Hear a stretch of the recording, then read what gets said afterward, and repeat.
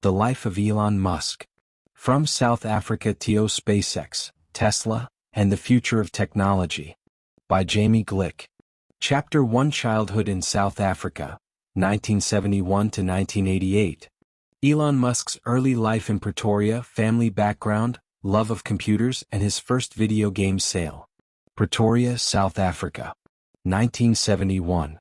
The city sits on the Highveld Plateau, ringed by the Magaliesberg Mountains, painted in the purple bloom of jacaranda trees. It is a city of wide streets and warm afternoons, of thunderstorms that roll in fast and leave just as quickly, of a sky so vast and so blue that it seems almost too large to belong to any one place on Earth. It was into this world, vivid, restless, and quietly extraordinary, that Elon Reeve Musk was born on June 28, 1971. He came into the world at a particular kind of crossroads. South Africa in the early 1970s was a country of contradictions, technologically ambitious in some corners, deeply fractured in others. It was a place shaped by history and tension, but also for a certain kind of curious child, a place of open horizons. And Elon Musk, from the very beginning, would prove to be exactly that kind of child. His father was Elon Musk, an engineer from Pretoria, a practical, technically minded man who worked in various capacities across engineering and property development. Errol was a complicated figure, someone whose relationship with his son would grow thornier with time, but who in those early years helped fill the house with the language of how things worked. Machines, structures, systems. The logic underneath the visible world. His mother was May Haldeman, a Canadian-born model and dietitian of remarkable energy and resilience. May had grown up in a family of adventurers. Her father, Joshua Haldeman, was a chiropractor, a pilot, and an explorer of some renown. A man who, with his wife and 5 children, flew a single-engine propeller plane on expeditions across Africa, and twice attempted to locate the lost city of the Kalahari. The spirit of exploration, then, was not something Elon Musk would have to find on his own. It had already been woven into the fabric of his family. Elon was the eldest of 3 children. His sister Tosca and brother Kimball would follow. The 3 of them grew up in Pretoria in relative comfort. A house with space, books, and a father who could explain how an engine worked. But it would be a mistake to paint those years as simply happy. From early on there were shadows. Elon was, by nearly every account, a strange child. And he would be the first to tell you so. He was quiet in the way that very deep things are quiet. Not empty but full of something moving slowly beneath the surface. He could disappear into his own mind for hours. He would sit, apparently doing nothing, and then resurface with an idea, a question, a theory about the way something worked. His mother once took him to a doctor, genuinely concerned. She thought something might be wrong with him. It turned out that nothing was wrong, he was simply thinking. Deeply, continuously, at a scale that most people around him couldn't quite see. At school this made life difficult. Children are rarely kind to the ones who are different, and Elon was different in ways that were hard to miss. He was bookish. He was socially awkward. He had a habit of correcting adults when they said things he believed were incorrect. Not out of arrogance, but out of what seemed to him a simple fidelity to truth. He didn't always understand why this made people uncomfortable. The bullying was severe. Not the casual, ambient unkindness that many children experience, but something harder and more targeted. There is a story told often of a group of boys who threw him down a flight of concrete stairs at school. He was beaten badly enough to be hospitalized. He came home with his face so swollen that his father didn't recognize him at first. He never quite talked about it in terms of lasting trauma, at least not publicly. But those years of isolation, of being the boy apart, the boy who read too much and spoke too directly and didn't quite fit, those years did something to him. They drove him inward. And inward he discovered something extraordinary. Books. If Elon Musk had a first great love, it was not a person or a place. It was a book. And then another. And then another after that. He consumed them. Voraciously. He is said to have read through the entire local library as a child and then, finding it exhausted, moved on. He read science fiction with the appetite of someone who didn't see it as fiction at all, but as a kind of planning document. Isaac Asimov. Arthur C. Clarke. Robert Heinlein. The Foundation series, in which a small group of visionaries attempt to preserve the knowledge of civilization against an age of coming darkness, would later become one of the most frequently cited influences on his worldview. He read encyclopedias. The entire Encyclopedia Britannica start to finish by the time he was around 9 years old. His younger brother Kimball once recalled that Elon would read for something like 10 hours a day on weekends. That when you asked him a question, any question, he would often be able to tell you the answer, not because he had been told but because he had simply read it somewhere and kept it. In a child who struggled to connect with the people around him, books became the medium through which he connected with ideas. And ideas, it turned out, were something he could hold on to. Something that would never bully him. Something that always made sense. Then, when Elon was around 10 years old, something happened that changed everything. A computer arrived. It was a Commodore VIC-20, one of the early home computers to reach the South African market. A modest little machine by any later standard, but to a 10-year-old in Pretoria in the early 1980s, it was nothing short of miraculous. Here was something that responded to logic. Something that could be programmed. Something that you could speak to in a precise, exact language and it would do exactly what you told it to do, no more, no less, with perfect consistency. For a boy who had always felt most at home in the realm of systems and logic and reason, this was not just a toy. It was a revelation. The Commodore VIC-20 came with a manual for basic programming. It suggested that a beginner might spend about 6 months working through it. Elon read through it in 3 days. He taught himself to code. Alone mostly. Obsessively. He would sit at that machine for hours, writing lines of code and watching what they did, learning by trial and error, by curiosity and by the sheer pleasure of making something. Of taking an idea in your head and transforming it, through the application of logic, into something real that lived in the machine and did things. This was the beginning of something that would never entirely leave him. The conviction that the distance between imagination and reality is not fixed. That with enough knowledge and enough will, you could close the gap. By the time Elon was 12 years old, he had written a video game. It was called Blaster. If you are looking for the origin of SpaceX, the origin of a man who would one day build rockets and point them at Mars, you might trace a line all the way back to this small game, written by a 12-year-old in his bedroom in Pretoria. Blaster was a space-themed shoot-'em-up, built in the tradition of the arcade games of the era. The player controlled a spacecraft. The goal was to destroy an alien vessel carrying, in Elon's own description, deadly hydrogen bombs and status beam machines. The game was not a masterpiece of design. It was the work of a 12-year-old after all, but it was complete. It was finished. It worked. And it was, in every meaningful sense, his. He submitted the code to a South African technology magazine called PC and Office Technology. And the magazine, recognizing something worth noting in the polished little submission from a 12-year-old reader, published it. In the pages of the magazine ran both the code and a small feature about the game. They paid him $500. $500. To a 12-year-old. For a game he wrote alone in his bedroom because he loved doing it. It is a small story in the arc of what would follow. But stop and hold it for a moment because there is something in it that tells you almost everything you need to know about the person Elon Musk was becoming. He had an idea. He built it himself. He finished it. He put it into the world. And the world paid him for it. The pattern was already there at 12 years old in a suburb of Pretoria. Those years in Pretoria were not easy ones in the broader sense. The country around him was changing. South Africa in the 1980s was a society under enormous pressure, politically, socially, morally. The apartheid system that had governed the country for decades was increasingly unsustainable. There were protests, crackdowns, an international community that had turned its back on the government in Pretoria.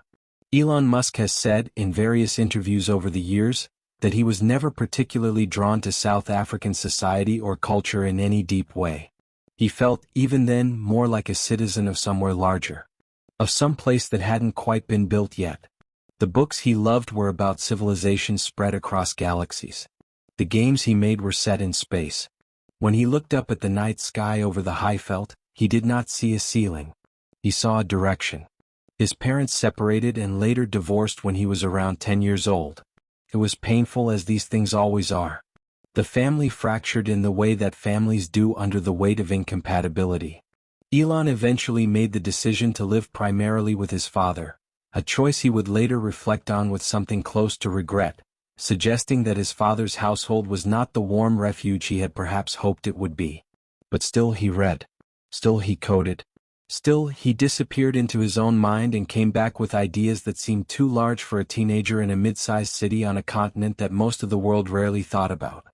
There is a particular loneliness to being a child who sees the world too differently from everyone around them, who looks at the things that everyone else accepts as fixed and wonders almost compulsively whether they need to be that way, whether they could be remade, whether the assumptions baked into ordinary life are actually as solid as they appear, or whether, if you pushed hard enough in exactly the right place, they might give way. Elon Musk was that child. And Pretoria, for all that it gave him, the sky, the warmth, the library, the Commodore VIC-20, the $500 from a magazine for a game about spaceships, was always going to be too small for what was growing in him. By the time he was a teenager, he had already begun to think about leaving, about moving somewhere larger, somewhere faster, somewhere that felt more like the future he had been reading about since he was old enough to hold a book. He set his sights, first on Canada, where his mother had family, and which offered a less complicated path toward the destination he was ultimately imagining. The United States, America. The place where, at least in the mythology he had absorbed through those thousands of pages of science fiction and technology writing, the future was being made. He was 17 when he left South Africa. He would not go back. But before we follow him across that ocean, sit for just a moment longer with the boy in Pretoria. The boy who read the library empty. The boy who taught himself to code in 3 days. The boy who built a video game and sold it to a magazine at 12 years old. The boy who was thrown down the stairs at school and who came home with his face swollen shut and who still, somehow, went back the next day with his head full of ideas about the future. There is a question that gets asked often about people like Elon Musk. About where they come from. Whether people like this are made by their circumstances or in spite of them. Whether the difficulty, the isolation, the bullying, the fractured family, the country that never quite felt like home, whether all of that was the cost of who he became, or whether it was somehow, strangely, part of the making of him. There is no clean answer to that. There never is. But there is this. When the world is not quite big enough for you, you have two choices. You can shrink to fit it. Or you can spend your life building something larger. Elon Musk, from the age of about 12, had already made his choice. He was going to build something larger. Chapter 2. Leaving home for opportunity, 1988 to 1995. Moving to Canada, attending Queen's University, and transferring to the University of Pennsylvania. There is a particular kind of courage that doesn't look like courage at all. It doesn't announce itself. It doesn't come with a crowd cheering you on or a clear map of where you're going. It looks, from the outside, like a young man with a backpack and a one-way ticket, stepping off a plane into a country he has never lived in, knowing almost no one, with very little money and a future that is entirely, terrifyingly open. That was Elon Musk in 1988. 17 years old. Arriving in Canada with the kind of hope that only the very young can carry without being crushed by the weight of it. He had left South Africa with intention. This was not a drift, not an accident. He had been thinking about leaving for years, had watched the country around him with the detached, analytical gaze of someone who had already decided at some level that his story was going to be written somewhere else. South Africa in the late 1980s was a nation in the final, agonizing years of apartheid, politically isolated, economically constrained, and for a young man with the ambitions already forming inside Elon Musk, not a place that pointed toward the future he wanted to inhabit. There was also the matter of military service. South Africa required compulsory conscription for young white men, and Musk had no desire to spend years serving in the enforcement of a system he found morally repugnant. He has been candid about this. It was not the only reason he left, but it was a reason. He was not going to give his youth to that. And so, at 17 he packed what he could, said his goodbyes and left. Canada made sense as a first step. His mother, May, held Canadian citizenship through her own heritage, which meant that the door to immigration was already slightly open. He had a great-uncle somewhere in Saskatchewan, a relative he had never met in person, a name on a piece of paper that amounted, in practical terms, to almost nothing. But almost nothing was enough to point a direction. He flew to Montreal first, arriving to find that his distant relative was not, in fact, in Montreal at all, but had moved to a different part of the country. Elon arrived in a city he didn't know, with no one expecting him, and a pocket full of very modest savings. He found cheap accommodation. He started making phone calls. He looked at a map of a country he was still learning to understand, and he began to move. This was not the first or the last time in Elon Musk's life that a plan would arrive at reality and discover a gap between the two. What would become clear again and again is how he responded to that gap. Not with panic. Not with retreat. With a kind of pragmatic recalibration. Assess the situation, identify what is actually available, and proceed. He took odd jobs. He worked on a farm in Saskatchewan, harvesting vegetables in the prairie sun. He worked in a lumber mill. He cleaned boilers at a lumber operation, a job he has described as genuinely miserable, hot, filthy, physically punishing work in a confined space for wages that barely covered the basics. He took it anyway. He needed money. He worked. There is something worth pausing on here. This was a young man who would go on to become one of the wealthiest people in human history. And in 1988, he was shoveling grain and cleaning boilers in rural Canada, eating cheaply, sleeping in inexpensive rooms, finding his way by degrees in a country that had no particular reason to make things easy for him. He was not coasting on privilege. He was grinding. With his hands. He would later speak about those early months in Canada as something of a formative crash course. In resilience, in resourcefulness, in the discovery that discomfort, however genuine, does not actually stop you. You can be cold and uncertain and tired and still keep moving. The body is more durable than it feels. The will, if you have it, outlasts the difficulty. Eventually he made his way to Ontario. And there, he found something that looked more like the next chapter he had been waiting for. Queen's University in Kingston, Ontario, is one of Canada's most prestigious institutions, a place of red sandstone buildings and long winters and the particular intellectual energy of a university that takes itself seriously. Elon enrolled in 1989, and for the first time since leaving South Africa, he was somewhere that felt like it matched the scale of his curiosity. University was a different world from the years of isolation in Pretoria. Here, ideas were the currency. Here, the boy who had always corrected adults and disappeared into books was not the odd one out, or at least not entirely. Here, the depth of his reading and the range of his thinking could find something to push against, something to engage with, a community of peers who were at least in the same general territory of intellectual ambition. He was not, by his own account, a natural socializer even then. But he was learning.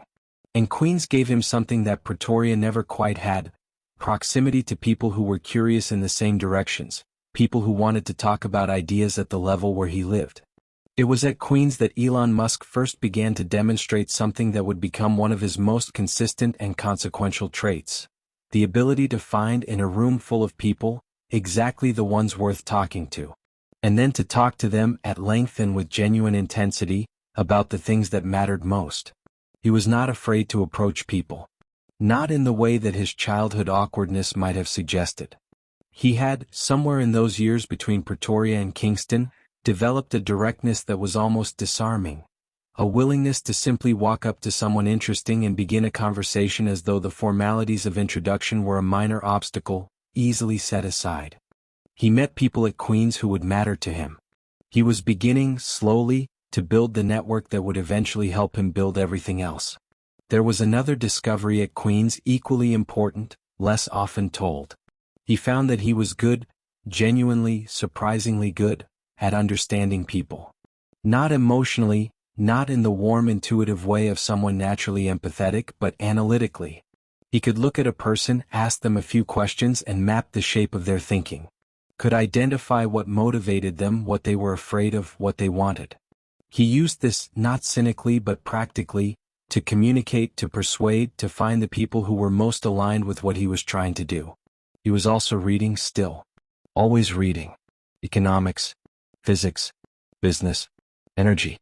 he was beginning to form the intellectual architecture that would eventually underpin his companies, the sense that the most interesting problems in the world were not disciplinary problems, not the exclusive province of any one field, but systems problems, questions that lived at the intersection of technology and physics and human behavior and will. He stayed at Queens for 2 years. Long enough to settle, to grow, to find his footing in North America. But not long enough to stay. Because there was a larger destination he had been circling since those days in Pretoria, reading about the future in a library that couldn't quite contain him. The United States. And more specifically, a university whose name carried a particular weight in the world he was trying to enter. The University of Pennsylvania in Philadelphia. Penn, as it is known to those who go there, is one of the original Ivy League universities, one of the oldest and most respected institutions in the country, with a business school, the Wharton School, that carries a reputation as one of the finest in the world. Elon had been following a thread and it led here. He transferred in 1992 and arrived in Philadelphia as a young man who had already, by 21, crossed more thresholds and covered more distance, literal and figurative, than most people manage in a decade. He pursued a dual degree. Economics at Wharton on one hand, physics on the other. The combination was not accidental. It was, in fact, a precise expression of how he understood the world.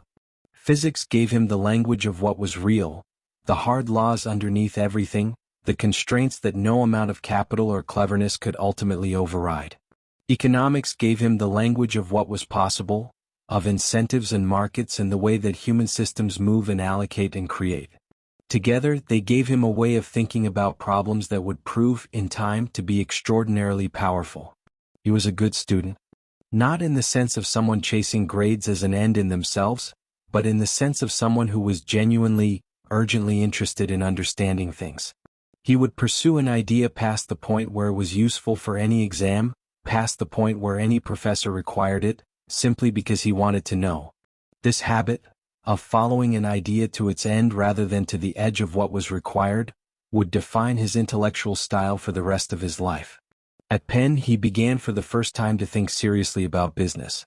Not as a topic of abstract study but as a practice. As a mechanism through which ideas could be made real and deployed at scale. The Wharton education gave him frameworks, but more than the frameworks, it gave him the conviction that the gap between having an idea and building a company around it was not mystical or unreachable, it was a set of solvable problems. Problems with known structures, learnable rules, patterns that could be understood and applied. He and a friend rented a 10-bedroom house near campus and to help cover the rent, turned it into a venue of sorts, hosting parties on weekends that drew large crowds and generated enough income to make the numbers work. It was, in miniature, a business. Small, social, entirely informal, but a business nonetheless. He had found something useful. The discovery that even with very limited resources, if you look at a situation clearly and think about what you have versus what you need, you can often find a path. He was also beginning to think more concretely about what he wanted to do after Penn. The vague, enormous ambitions of childhood, to do something that mattered, to work on problems large enough to be worth working on, were taking shape into something more specific. He was interested in the internet, which in the early 1990s was not yet the omnipresent infrastructure of modern life but was clearly becoming something extraordinary. He could see it, the way the network was growing, the way the logic of connectivity was going to change everything about how people communicated and traded and organized their lives. He was also already beginning to think about energy. About the fact that the civilization he lived in was built on a foundation, fossil fuels, that was both finite and damaging. That a civilization serious about its own future needed to find another way to power itself. This was not, in the early 1990s, a fashionable or commercially obvious idea. It was simply, to Elon Musk, an important one. And he was thinking about space. Still always space. The books of his childhood had not released their hold on him. If anything, the education he was receiving was sharpening the question rather than dissolving it. The physics he was learning gave him a language for thinking about what spaceflight actually required. The economics he was studying gave him a way to think about why it had stalled. The gap between where humanity was and where it could be, in his mind, remained one of the most important problems anyone could work on. 3 ideas. The internet. Energy. Space. He was not, at this point, a startup founder or a CEO or a figure of any public note whatsoever. He was a young man in Philadelphia with a dual degree and very little money and a head full of ideas that most people around him would have dismissed as grandiose. But the ideas were there. Fully formed. Already burning. He graduated from Penn in 1995. He was 24 years old. He had arrived in North America with almost nothing, worked with his hands in the cold, talked his way into one of the best universities in the country, taught himself economics and physics simultaneously, and had come out the other side with a clarity of purpose that most people spend entire lifetimes failing to find. He was accepted to a PhD program in energy physics at Stanford University. It was the natural next step, academically speaking. A straight line from where he had been to where the establishment expected someone like him to go. He lasted 2 days. 2 days at Stanford before he withdrew and walked out into the California sunshine with a decision already made, that there was something more urgent than another degree, something that couldn't wait the years a doctorate would require, something that the internet was making possible right now in real time, and that if he didn't move immediately, the moment would close before he reached it. He was going to start a company. The boy from Pretoria, the one who had sold a video game to a magazine at 12 years old and bought a one-way ticket to Canada at 17, was about to step into the arena. And he was not even slightly going to look back. Chapter 3. Silicon Valley Beginnings, 1995 to 1999. Dropping out of Stanford, founding Zip2, and selling the company during the first internet boom. California in 1995 was electric. Not metaphorically. Not in the soft, poetic sense of a place that feels alive. Literally electric, humming with the particular energy of a technological revolution in its earliest, most chaotic, most intoxicating phase. The internet was happening. Not as a concept, not as an academic exercise, but as a real and gathering force that was beginning to reshape the way ordinary people communicated, shopped, found information, and imagined their futures. In the valleys and offices and garage conversions south of San Francisco, something was being born. And everyone who was young and technically minded and paying attention could feel it, that specific, unrepeatable sensation of being present at the beginning of something enormous, before the rules had been written, before the winners had been chosen, before the territory had been mapped and claimed. Elon Musk stepped into this world in the autumn of 1995, 24 years old, freshly withdrawn from Stanford, with no salary, no investors, no product, and no office. What he had was a brother, a laptop, an idea, and the kind of certainty that doesn't ask permission. He called his brother Kimball. The two of them had always been close, in the particular way of siblings who are genuinely different from the world around them and find, in each other, someone who understands the frequency they operate on. Kimball was younger, warmer in temperament, more naturally sociable than Elon, but he shared the fundamental family disposition toward ambition, toward building things, toward the belief that the distance between an idea and its realization was a challenge to be solved rather than a barrier to be accepted. Kimball came to California. And together, in the most unglamorous of circumstances, the Musk brothers started a company. They called it Zip2. The idea was, at its core, a practical one. Elegantly simple in the way that the best early internet ideas were, taking something that existed in the physical world and making it findable, navigable, useful on a screen. Zip2 was essentially an online city guide, a digital directory that mapped businesses and provided directions at a time when such a thing was genuinely novel. If you wanted to find a restaurant in a city you didn't know, or locate a dentist, or navigate to a hardware store, Zip2 would tell you where it was and, crucially, how to get there. This sounds modest now, in an age when the answer to any navigational question is a glance at a phone. But in 1995, this was not a solved problem. Maps lived on paper. Directories were printed books. If you were a newspaper or a media company with a local audience, the ability to offer your readers something as practical as this, a searchable, interactive guide to the businesses in their city, was a genuine competitive advantage. Zip2 understood this and built toward it. The early days were not comfortable. Elon and Kimball were operating on essentially no money, which meant the office and the living space were the same space. They rented a small office in Palo Alto, and there, with quiet efficiency, they transformed it into somewhere a person could also sleep. There was a couch. There was a futon. There was a shower in the building that they used. They ate cheaply. They worked constantly. Elon has spoken about this period with a kind of fond grimness, the memory of someone who endured something difficult and came out the other side with the knowledge that they could endure it. He has said that he was living on $1 a day in food costs, largely sustained by hot dogs and oranges. That he would shower at the YMCA.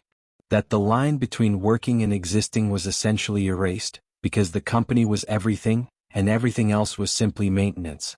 This is worth sitting with, because it would be easy, knowing what came later, to fold this period into a simple narrative of inevitable triumph, the scrappy beginning that preceded the glorious middle. But that is not how it felt at the time. At the time, there was no guarantee of anything. There was a product that might or might not work, a market that might or might not respond, and two young men from South Africa sleeping on office furniture in California because they didn't have the money to do otherwise. What Elon brought to those early months, beyond the technical ability to build the product, was an almost unsettling intensity of focus. He was not balanced in the conventional sense. He did not believe in the careful management of his own energy, in the wisdom of stepping back, in the virtue of rest for its own sake. He believed in work, in the compounding returns of sustained, concentrated effort applied to a problem over time. He would code through the night and then pitch potential clients the next morning, running on very little sleep and seemingly boundless forward momentum. The pitching was its own education.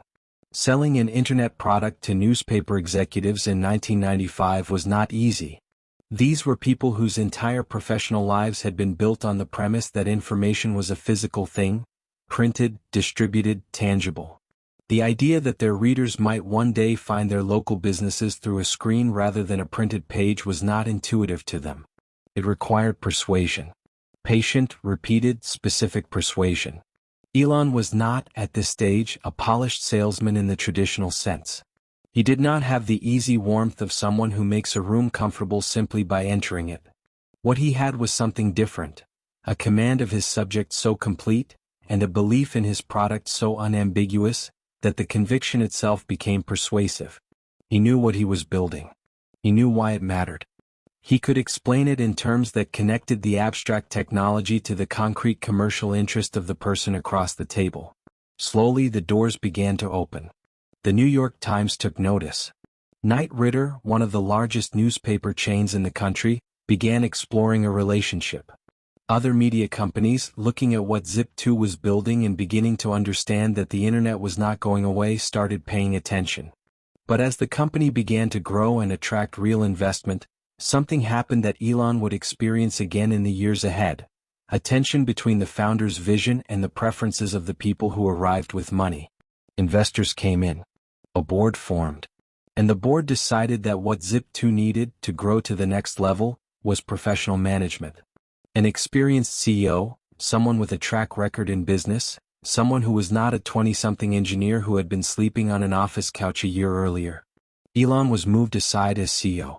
It was not a firing, not a dramatic rupture, but it was a diminishment, a message delivered through organizational structure, that the people with the capital believed the company had outgrown its founder's capacity to lead it. He remained involved. He remained deeply engaged with the product and the technology. But the company that bore his fingerprints at every level was now being steered, in its most senior decisions, by someone else. This experience, of being the person who imagined and built something and then watching others take the wheel, would shape Elon Musk in ways that would echo loudly through everything that followed. He did not accept the lesson that experienced management always knew better. He drew the opposite conclusion, that a founder who cedes control cedes something essential, something that cannot be replaced by professional competence alone. The vision. The urgency. The understanding that the company is not a vehicle for other people's ideas but an expression of a specific, singular belief about what needs to exist in the world. He would not make that mistake again, at least not without a fight. Despite the organizational friction, Zip2 continued to grow. By the late 1990s, the internet boom was no longer a whispered possibility, it was a roar. Capital was flooding into anything with a browser and a business plan. Companies were being founded in the morning and valued in the millions by afternoon. The technology sector was caught in a spiral of enthusiasm that, in retrospect, was clearly unsustainable, but that, in the moment, felt like the permanent new reality of a transformed economy. In this environment, Zip2 became an attractive acquisition target. It had real products, real clients, real revenue, a combination that was, in the frothy landscape of late 1990s tech, almost quaintly solid. The company had built genuine software infrastructure for media companies across the country. It had established partnerships with some of the most recognizable names in American journalism. It was not a moonshot. It was a business. And businesses in 1999 were being bought. Compaq, the computer giant, came calling. They were building out their AltaVista web portal, an early search engine that, in 1999, was one of the most visited destinations on the internet, and Zip2 City Guide technology was exactly what they needed to add local depth and commercial utility to the platform. The negotiation moved quickly, as acquisitions often do when the strategic fit is clear and the market timing is right. And in February of 1999, the deal was done. Compaq acquired Zip2 for approximately $307 million in cash. $307 million. For a company that had begun as two brothers sleeping on office furniture in Palo Alto, pitching newspaper executives on the strange, then radical idea that local information belonged on the internet. Elon Musk's share of the proceeds was approximately $22 million. $22 million. At 27 years old. Stop for a moment and feel the weight of that number, not as an abstraction, but as a reality in the life of a specific person. This was a young man who had arrived in Canada at 17 with almost nothing, who had cleaned boilers in Saskatchewan, who had eaten hot dogs and slept on a couch in an office in Palo Alto because he couldn't afford to live any other way. And now, at 27, he was holding $22 million in cash and standing at the beginning of everything he actually wanted to do. Most people at that point would stop, would take a breath, would buy something beautiful, travel somewhere warm, allow the nervous system the relief of knowing that the financial question at least had been answered for a lifetime. Elon Musk did not stop. He had already been thinking about what came next. Had already been turning the question over in the back of his mind even as Zip2 was growing and the acquisition was being negotiated. The internet, he believed, was not finished, was barely begun. In fact, there was something specific he had been thinking about, something that sat at the intersection of the internet and the financial system, an idea about what money was and how it moved and what it could become in a world fully connected by digital networks. Banks, he believed, were an anachronism in important ways. The infrastructure of the financial system, the layers of institutions and intermediaries and legacy software and friction that stood between a person and their money, was not inevitable. It was historical. It was the accumulated sediment of a pre-digital world that had not yet been rebuilt for the one that was arriving. What if you could put an entire financial institution on the internet? What if, instead of a bank being a building you walked into, it could be something you carried with you, instantly accessible, globally connected, capable of sending and receiving money across borders without the delays and costs and frictions that the existing system imposed? This was the idea he was going to build next. He took his $22 million and he went back to work. The world had not yet heard the name PayPal. It had not yet heard of X.com, the company he was about to found. The story of what that money would become, what he would build with it, lose with it, risk with it, was still entirely ahead of him. But the foundation had been laid. In 4 years in Silicon Valley, Elon Musk had proved something important, not to the world, not yet, but to himself. He had proved that he could start with nothing and build something real. That the gap between an idea and a company was a distance he knew how to cross. That the discomfort of the early days, the uncertainty and the deprivation and the slow grinding work of persuasion and construction, was not a reason to hesitate. It was simply the price of admission. And he had just paid it. Chapter 4. The PayPal Revolution, 1999 to 2002. Launching X.com, the creation of PayPal, and the massive sale to eBay. There is a moment in the life of anyone who has ever built something from nothing, when the first success stops feeling like an arrival and starts feeling like a beginning. For Elon Musk, that moment came sometime in early 1999 with $22 million in his bank account and a mind that was already, characteristically, several steps ahead of where his feet were standing. The sale of Zip2 had answered a question he had been living inside for 4 years. Could he do it? Could he take an idea, build it into a company, and bring it to a conclusion that validated the whole improbable journey from a couch in Palo Alto to an acquisition by one of the largest technology companies in the world? The answer was yes. Clearly, demonstrably yes. But the more interesting question, the one that Elon Musk was already asking himself before the ink was dry on the compact deal, was not whether he could do it again. It was whether he could do something larger. Something that didn't just improve a corner of the existing world but reached into the underlying architecture of how that world worked and changed it at a fundamental level. He had been thinking about money.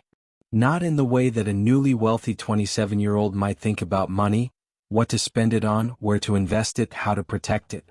He was thinking about money as a system, as an infrastructure, as a set of pipes and institutions and assumptions that had been built for a pre-digital world and had never been properly reimagined for the one that was now arriving at speed.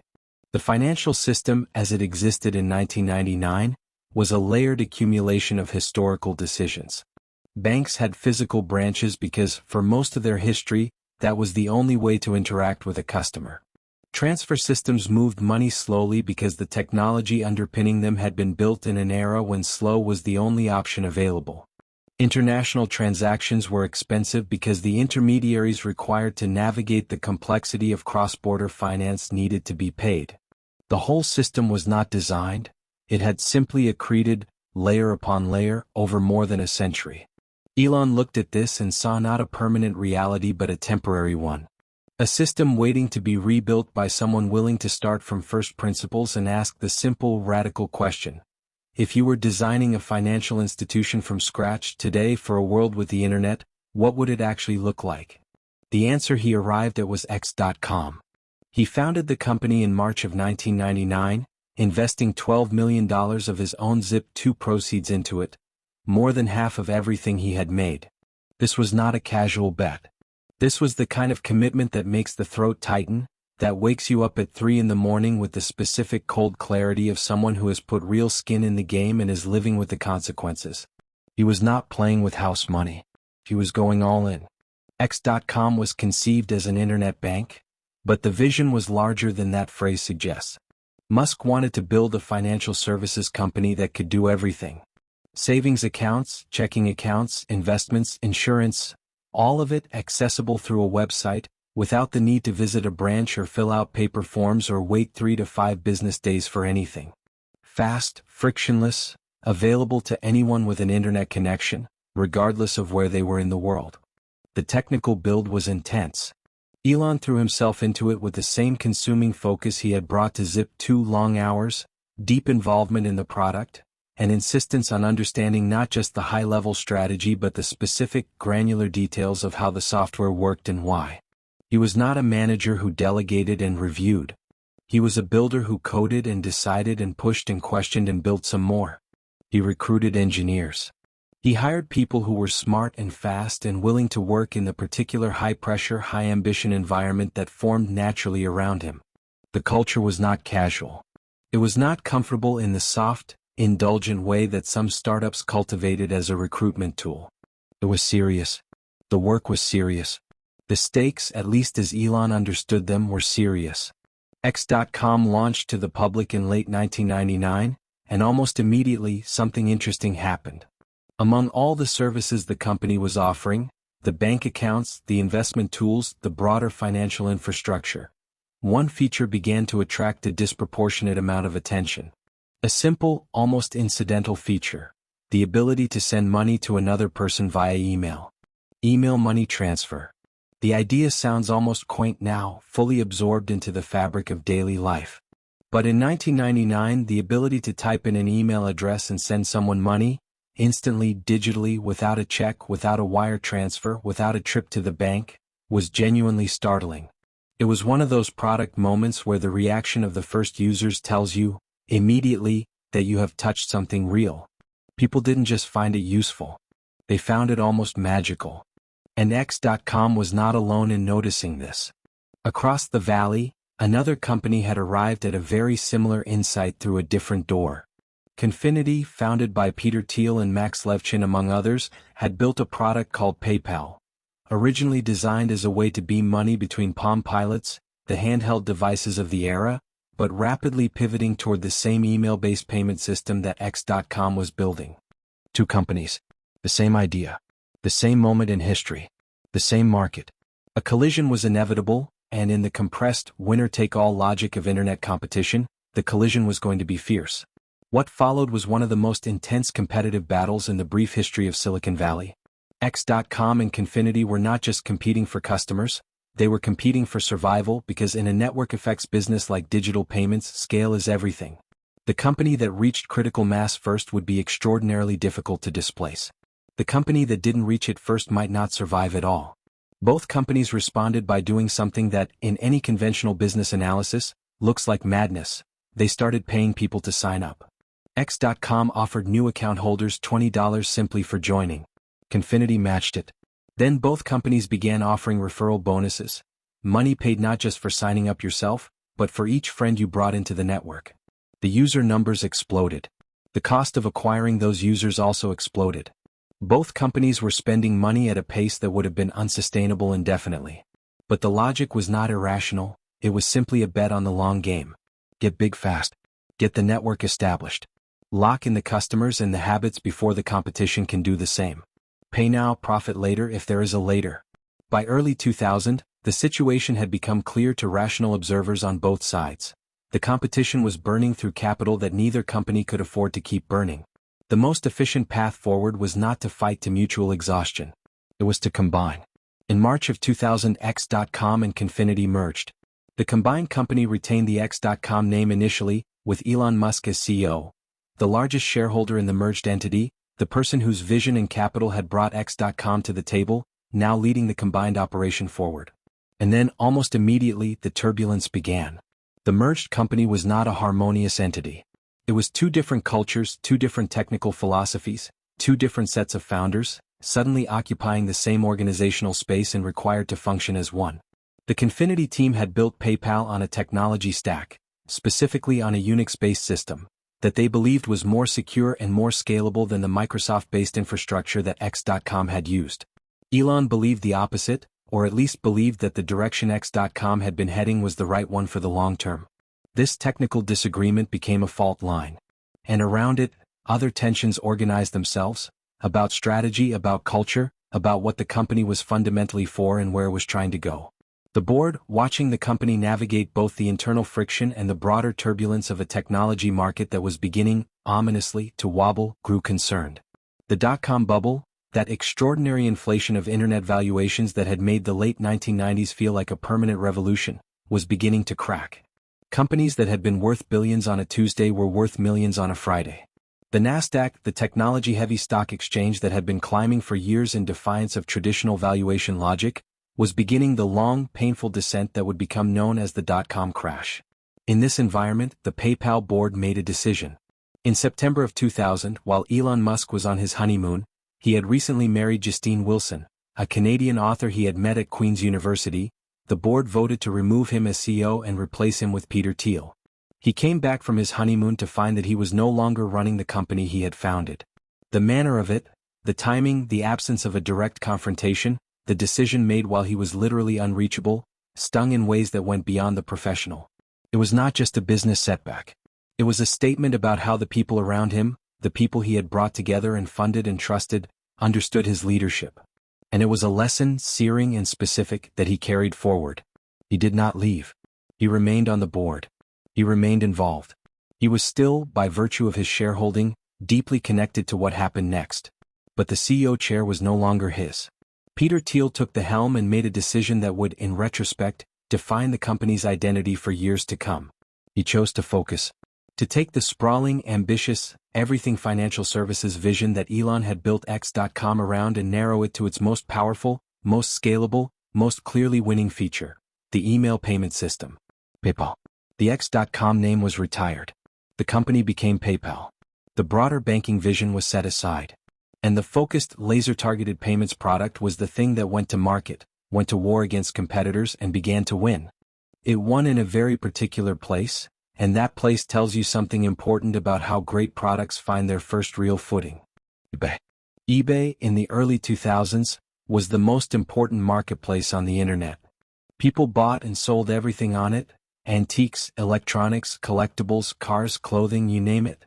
And eBay had a problem that PayPal solved with almost perfect elegance.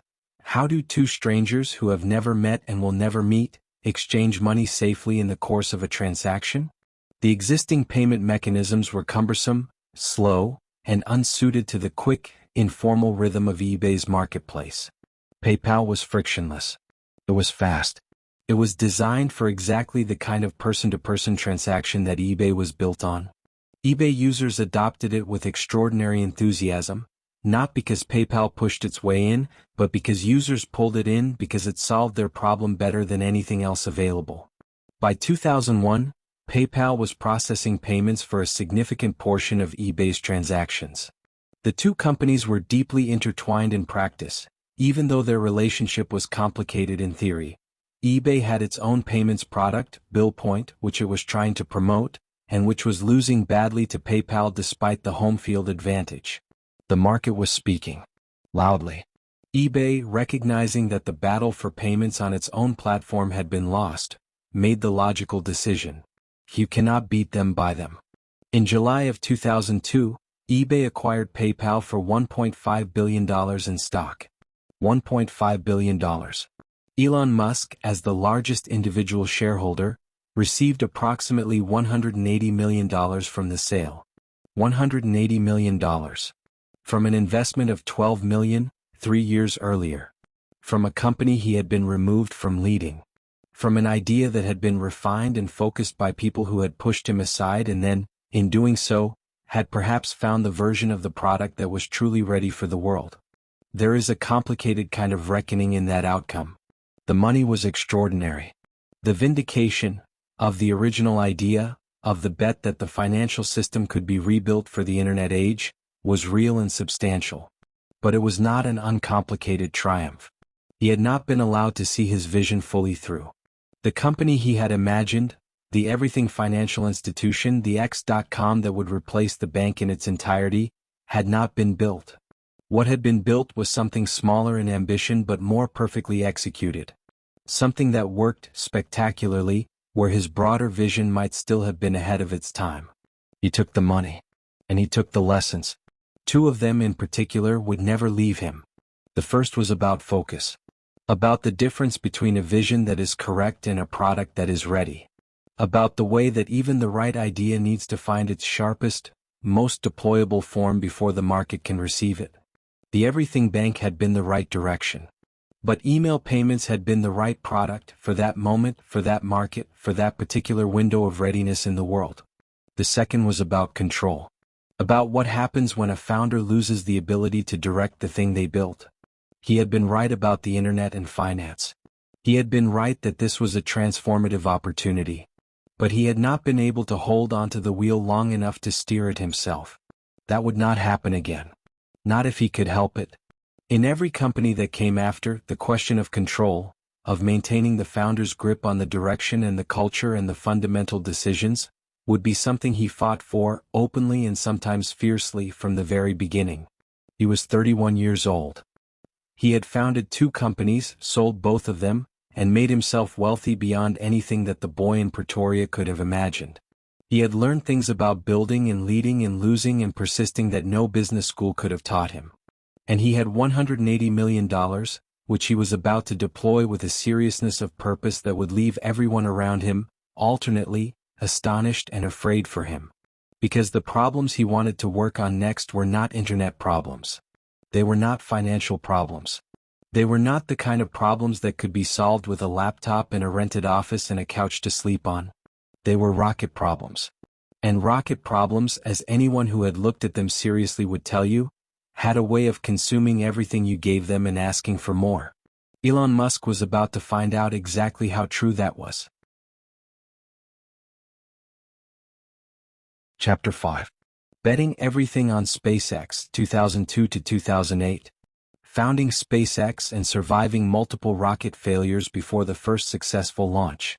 There is a version of the story where Elon Musk, in the spring of 2001, goes to the NASA website to find out about humanity's plans to send humans to Mars, and discovers that there are no plans, no mission, no timeline, no roadmap of any kind pointing toward the red planet that had lived in his imagination since childhood.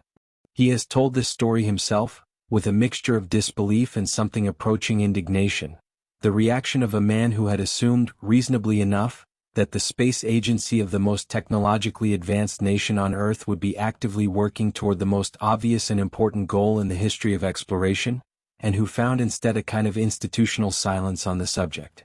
The Apollo program had ended in 1972.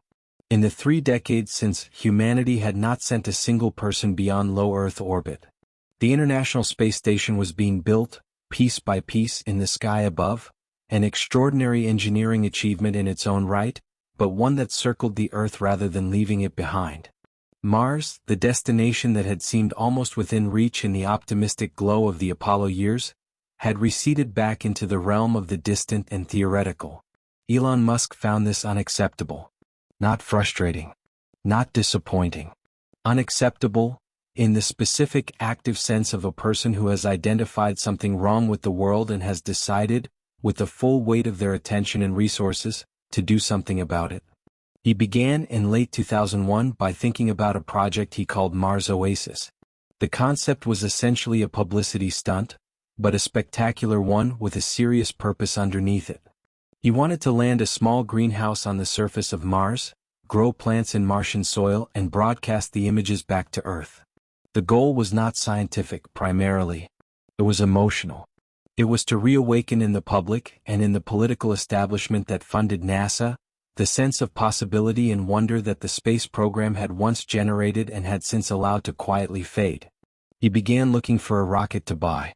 The search took him to Russia, where aging Soviet-era intercontinental ballistic missiles had been repurposed for commercial launch and were available at prices that, in the context of the American aerospace industry, seemed almost implausibly low. He traveled to Moscow 3 times, sitting across tables from Russian engineers and officials, negotiating for the purchase of rockets that could lift his greenhouse toward the Martian sky. The negotiations did not go well. The Russians, it seemed, did not take him entirely seriously. Here was a young American internet millionaire with no background in aerospace, no institutional affiliation, no government contract, wanting to buy rockets. There was, in the rooms where these meetings took place, a quality of amusement that shaded, at times, into condescension. The price they quoted on his final trip was higher than anything he could justify. He left Moscow without a deal. On the flight home, sitting next to his friend and early space advisor Jim Cantrell, Elon Musk pulled out a spreadsheet. He had been running numbers. On the cost of raw materials. On the physics of rocket propulsion. On the gap between what rockets actually cost to build from first principles, and what the existing market charged for access to space. The gap, he had concluded, was enormous, not because rockets were inherently expensive to build, but because the aerospace industry had evolved, over decades of cost-plus government contracts, into a system that had no real incentive to reduce costs. The incentive structure ran the other way. More cost meant more contract value. Efficiency was not rewarded. Waste, in a system where the customer was the federal government and the contracts were written to cover whatever the contractor spent, was practically baked in. Elon believed, calculated specifically, that if you started from scratch and built a rocket the way a technology company would build a product, with vertical integration and a relentless focus on cost reduction and reusability, you could cut the cost of reaching orbit by a factor of 10. A factor of 10. He was going to build the rocket himself. In June of 2002, Elon Musk founded Space Exploration Technologies Corporation, SpaceX. He invested $100 million of his own money, more than half of everything he had made from PayPal, into a company whose product had never been built by a private individual before in history. He set up operations in a converted warehouse in El Segundo, California, near Los Angeles. He hired engineers. Not the senior, established figures of the traditional aerospace world, necessarily. Those people often came preloaded with assumptions about how things had to be done, assumptions built up over careers spent inside the institutional structure of Boeing or Lockheed or NASA. He wanted people who were brilliant and young and willing to question every assumption, to approach the problem of building a rocket the way a software engineer approaches the problem of building an application, from the bottom up, interrogating every component, asking whether each piece needed to be the way it was or whether it could be made better and cheaper and simpler. He hired Tom Mueller, a rocket propulsion engineer of extraordinary talent who had been building engines in his garage as a hobby and who would become the chief propulsion engineer of SpaceX. He hired Hans Koenigsmann, a German aerospace engineer who had been working in the satellite industry. He began to assemble, one conversation and one hiring decision at a time, a team that was unlike anything the aerospace industry had seen. And Elon himself went to work learning rocketry. This is one of the aspects of the SpaceX story that most consistently astonishes people who encounter it. He was not a rocket engineer. He had a degree in physics and economics. He had built internet companies. The gap between what he knew and what he needed to know to build a rocket was, by any ordinary measure, unbridgeable in any reasonable time frame. He bridged it anyway. He read textbooks on rocket propulsion. He studied orbital mechanics. He sat with his engineers for hours, asking questions and then asking questions about the answers, drilling down through layers of explanation until he understood not just the surface of a problem but its foundations. People who worked with him in those early years have described the experience of being interrogated by Elon Musk on a technical subject. The relentlessness of it, the depth of it, the way he would not let something go until it was fully resolved in his mind. He was not trying to become an expert in the way that experts become experts, through years of formal training and accumulated credential. He was trying to become capable. To understand enough to make good decisions, to ask the right questions, to know when he was being told something true and when he was being told something convenient. The first rocket SpaceX set out to build was called Falcon 1. It was a small, two-stage rocket, modest by the standards of the industry, deliberately so. The goal was not to build the most powerful rocket in history on the first attempt. The goal was to build something that worked, to prove the concept, to demonstrate that a private company starting from scratch could reach orbit. The launch site was not in California. The Federal Aviation Administration, the military, and the logistics of finding somewhere to safely launch rockets on American soil led SpaceX to a remote location in the Pacific Ocean. Omelek Island, part of the Kwajalein Atoll in the Marshall Islands. It was as far from the center of the technology world as it was possible to be and still be on dry land, a tiny coral strip in the middle of the Pacific accessible by a long and complicated journey, home to a small military installation and a lot of heat and wind and ocean. The team packed up their rocket and their equipment and they went there, and they began to prepare for a first launch. The first attempt came in March of 2006. 25 seconds after liftoff, Falcon 1 fell back to Earth. A fuel leak had caused a fire in the engine compartment. The rocket, carrying a small satellite for DARPA and one for the United States Air Force Academy, never reached orbit. It came down and was destroyed. The team gathered themselves. They analyzed the failure, identified the cause, implemented the fix. They prepared for a second launch. They went back to Omelek Island and they tried again. The second launch came in March of 2007. This time, Falcon 1 flew longer, reaching an altitude of about 290 kilometers before a problem with the second stage caused it to begin rotating uncontrollably. It did not reach orbit. The second attempt had also failed. 2 attempts. 2 failures. $100 million already invested. No successful launch to show for it. No orbit reached. No payload delivered. There is a version of reality entirely plausible in which SpaceX ends here. In which the rational, conventional response to 2 expensive failures, the loss of the rockets, the loss of the payloads, the public record of failure attached to the company's name, is to acknowledge that private orbital rocketry is beyond the reach of any company operating at this scale and stop. Elon Musk did not stop. He has spoken about what those years were like, in ways that strip away any retrospective gloss of inevitability. He was not serene. He was not detached.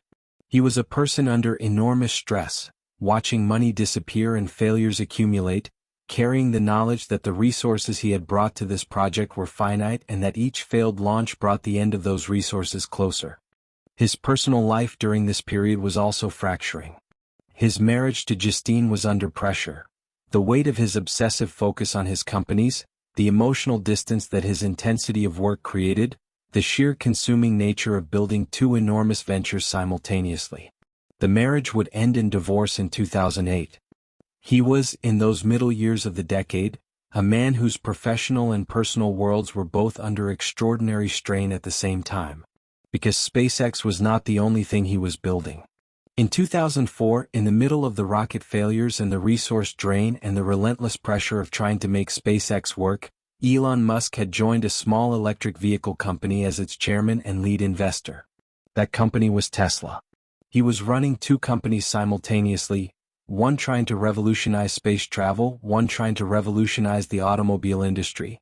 Each of them capital-intensive, each of them technically ambitious beyond what most people believed was achievable, each of them demanding a quality and quantity of attention that most leaders would have considered incompatible with running even one such company. He ran both anyway. He slept less. He worked more. He pushed harder. The third Falcon 1 launch came in August of 2008. There was a problem this time with the separation between the first and second stages. An issue with the timing of the separation sequence that caused the stages to collide after separation, destroying the rocket before it could reach orbit. 3 failures. The money was nearly gone. SpaceX had enough resources for one more attempt. 1. If the fourth launch failed, there would not be a fifth. The company would be finished. The $100 million Elon had invested would be gone. The hundreds of millions more that had followed from outside investors would be gone. The team that had given years of their lives to this project would scatter. And the dream, the specific, enormous, world-altering dream of making humanity a multiplanetary species, would be deferred, perhaps indefinitely. The team on Omelek Island prepared the fourth rocket with the full knowledge of what was at stake. They knew. Elon knew. Everyone who had been part of this journey knew that this was the last shot. There is a speech that Elon Musk gave to the SpaceX team before the fourth launch. It has been quoted often in the years since, and it is worth pausing on, because it tells you something essential about the quality of will that this moment required. He told them that he would never give up. That SpaceX would not stop. That even if this launch failed, he would find a way. He told them he believed in them. And he told them that what they were doing mattered, not just commercially, not just technologically, but for humanity. For the long future of the species. He meant it. Every word. You can hear it in every account of the moment, the absolute sincerity, the complete absence of performance, the conviction of a man who had committed everything he had and everything he was to a single, enormous bet, and who was still, even now, entirely unafraid of the outcome. On September 28, 2008, Falcon 1 launched for the fourth time. The first stage burned. The stages separated cleanly. The second stage ignited. The rocket climbed. It passed through the upper atmosphere. It kept climbing. The telemetry was good. The trajectory was good. Everything was nominal, a word that in the context of rocketry means something close to miraculous. Everything is exactly as it should be. 9 minutes and 31 seconds after launch, Falcon 1 became the first privately developed liquid-fueled rocket in history to reach Earth orbit. The footage of the SpaceX control room in that moment is extraordinary to watch. Engineers who had spent years of their lives on this project, who had watched 3 rockets fail and had kept coming back, who had worked on a tiny coral island in the middle of the Pacific Ocean and had soldered and calibrated and calculated and hoped. Those people collapsed. They wept. They held each other. The release of years of accumulated tension and fear and effort and belief came out of them all at once. In a room that had been silent with concentration and was suddenly loud with something that sounded like joy and relief and triumph all at once. Elon Musk stood in the middle of it and he wept too. He is not, by nature or by reputation, a man who cries easily. But this was not an ordinary moment. This was the moment that everything had been building toward, not just the 4 years of SpaceX, not just the 7 years since he had looked at the NASA website and found no Mars mission, but in some sense the entire arc of everything, from the boy in Pretoria who looked up at the sky and saw a direction rather than a ceiling. The rocket had made it. The dream was real. And 3 months later, NASA awarded SpaceX a contract worth $1.6 billion to deliver cargo to the International Space Station. The company that had been weeks from bankruptcy was suddenly, almost incomprehensibly, one of the most important aerospace contractors in the world. The bet had paid off. Not comfortably. Not cleanly. Not without scars and losses and a level of personal and financial risk that most people would have found simply impossible to sustain. But it had paid off. And Elon Musk, standing in the wreckage and the glory of that extraordinary year, was already looking at the next horizon. He always was. Chapter 6. Tesla and the Electric Car Gamble, 2004 to 2012. Joining Tesla Motors, financial struggles, and the launch of the Tesla Roadster and Model S. There is a question that sits underneath the entire Tesla story, and it is worth asking at the beginning before the cars and the controversies and the extraordinary outcomes arrive to complicate the answer. Why would anyone in 2004 try to build an electric car company? Not invest in one. Not consult for one. Not write a check and wish someone else luck with the hard part. Build one. From the ground up. In America. In an industry so capital-intensive, so technically demanding, so thoroughly dominated by companies with century-long head starts and global manufacturing footprints, that the last successful new American automobile manufacturer, Ford, had been founded in 1903. The answer for Elon Musk was not really a business calculation. It was something older and more fundamental than that. It was a conclusion, arrived at through the same first principles thinking he applied to everything, that the trajectory of civilization depended on solving the energy problem, and that the energy problem, in the context of transportation, had a solution that was technically available, economically achievable, and being ignored by an industry too invested in its existing model to see clearly. He had believed this for years. Long before Tesla existed. Back in his Pennsylvania days, thinking about the three problems he considered most important for the future of humanity, energy had always been on the list. The internal combustion engine was not a permanent feature of the landscape. It was a historical artifact, a technology that had won the transportation wars of the 20th century because, at the time, it was the best available option, and that was now being kept alive by infrastructure, habit, and the enormous inertia of an industry built around it. The better option existed. The physics were unambiguous. Electric motors were more efficient than internal combustion engines. Batteries were improving. The technology was not science fiction. It was engineering, which meant it was a set of solvable problems rather than a set of unknowable mysteries. Someone needed to solve them. Tesla Motors had been founded in July of 2003 by Martin Eberhard and Mark Tarpenning, two engineers who shared the conviction that an electric car could be genuinely desirable, not just virtuous. Not a sacrifice. Not a compromise. Not the kind of small, slow, homely vehicle that the electric cars of the 1990s had been, cars that felt like punishment for your environmental conscience. A real car. A beautiful car. A car that people would want to drive because of what it was, not in spite of it. They had a concept. They had a vision. They had each other and a shared belief. What they needed was capital. Elon Musk came in as the lead investor in the company's first significant funding round in February of 2004, investing $6.5 million and taking the chairman's role on the board. He was not, at this point, the CEO. He was not running the company day to day. He was the money and the strategic vision and the most prominent public face. The person whose name and credibility and intense public presence gave the company a gravitational pull it could not have generated on its own.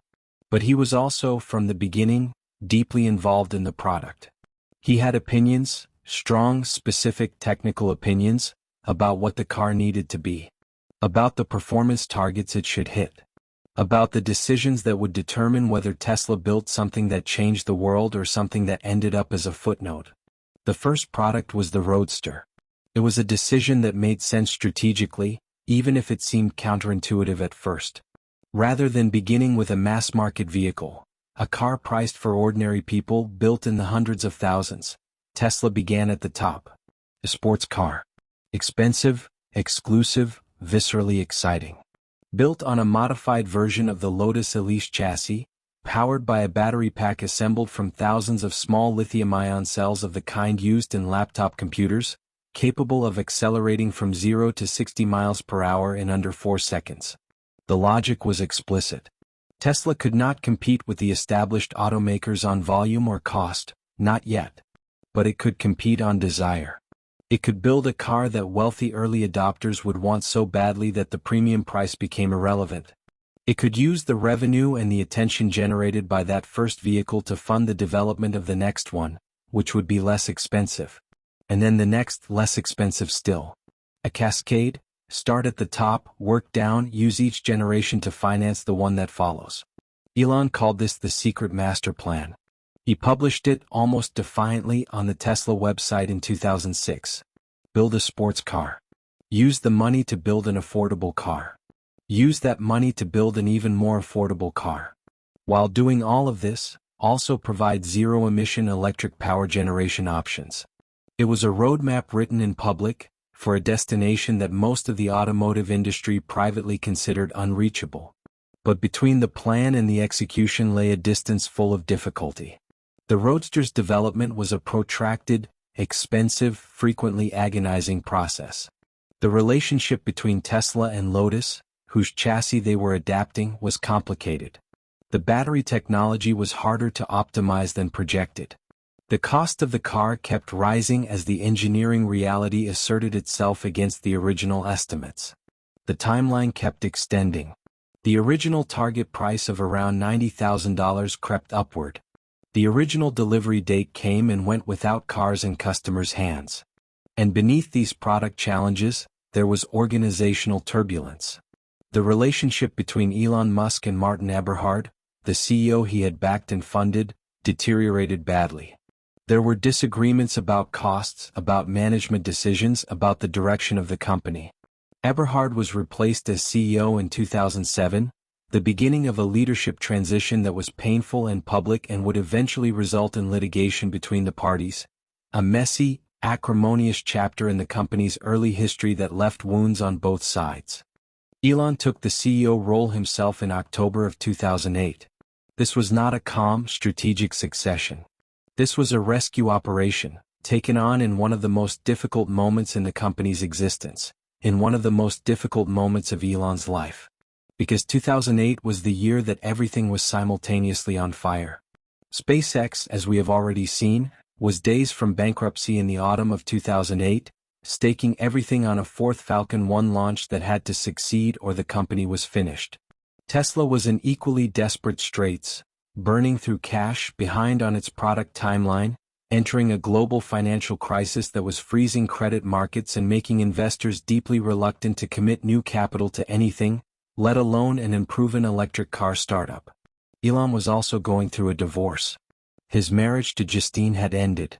The personal and professional pressures of that year were converging in a way that would have broken most people entirely. He did not break. He did something that almost defies ordinary comprehension. Facing the potential simultaneous collapse of both his major companies and the wreckage of his marriage, with the global financial system in freefall around him, he took the last of his personal liquid capital. Money he has said he needed to live on, money that represented the last financial cushion between himself and genuine personal ruin, and split it between SpaceX and Tesla. He gave each company what he could. He kept almost nothing for himself. He has recounted, in interviews, that he was borrowing money from friends to cover his personal expenses during this period. That the fortune he had made from PayPal had been, to a degree that stunned people who learned about it, almost entirely reinvested into these two bets. He was not doing this for appearances. There were no cameras in the room when these decisions were made. He was doing it because he believed, with the full force of his particular, enormous, sometimes terrifying certainty, that the work mattered enough to justify everything. SpaceX survived, as we know. The fourth Falcon 1 launch succeeded. The NASA contract followed. The company was saved. Tesla's survival was narrower still. On Christmas Eve of 2008, Christmas Eve with hours remaining before the company would have missed payroll and been forced into bankruptcy, Tesla closed a funding round. It was the last possible moment. The wire transfer that kept the company alive arrived, by some accounts, with time measured not in days but in hours. Tesla survived 2008 by the width of a wire transfer on Christmas Eve. The Roadster began reaching customers in 2008. It was, in the end, genuinely remarkable, everything the original vision had promised and more. 0 to 60 in under 4 seconds. A range of over 200 miles on a single charge. A car that drove like nothing else on the road, that made the internal combustion engine feel suddenly antique by comparison, that generated a quality of enthusiasm and desire among the people who drove it that no electric vehicle had ever come close to before. It was also $109,000. And it was built on borrowed infrastructure, in small numbers, with a level of hand assembly that was unsustainable as a manufacturing model. It was a proof of concept. It was a landmark. It was not yet a business. The business was the next car. The car that Tesla had been designing even while the Roadster was still being assembled and delivered. The car that would prove whether the company's vision, whether Elon's vision, could scale. The Model S. If the Roadster was the argument, the Model S was the demonstration. It was a full-sized luxury sedan, a car that competed not with novelty vehicles or environmental compromises but directly with the BMW 7 Series, the Mercedes S-Class, the finest products of the established luxury automobile industry. It was a car that made no apologies and asked for no special consideration on account of its powertrain. It was simply, by every objective measure, an extraordinary automobile. The development of the Model S consumed Tesla's resources and attention for years. The company built its own factory, acquiring and refurbishing the former NUMMI plant in Fremont, California, a facility that had previously been operated as a joint venture between General Motors and Toyota. This was not a modest undertaking. It was the acquisition and transformation of one of the largest automobile manufacturing facilities on the West Coast, staffed and equipped and retooled to build a car that had never been built before. The Model S launched in 2012. And the response was unlike anything the automotive industry had seen in a very long time. It won Motor Trend's Car of the Year. It received the highest score in the history of Consumer Reports automotive testing, a score so high that the magazine had to reconsider its rating methodology. It won road tests and comparison reviews against the finest cars in the world, and it did not merely perform adequately against that competition. It won. Clearly, repeatably, on the terms that automotive journalists and enthusiasts had always used to judge great cars.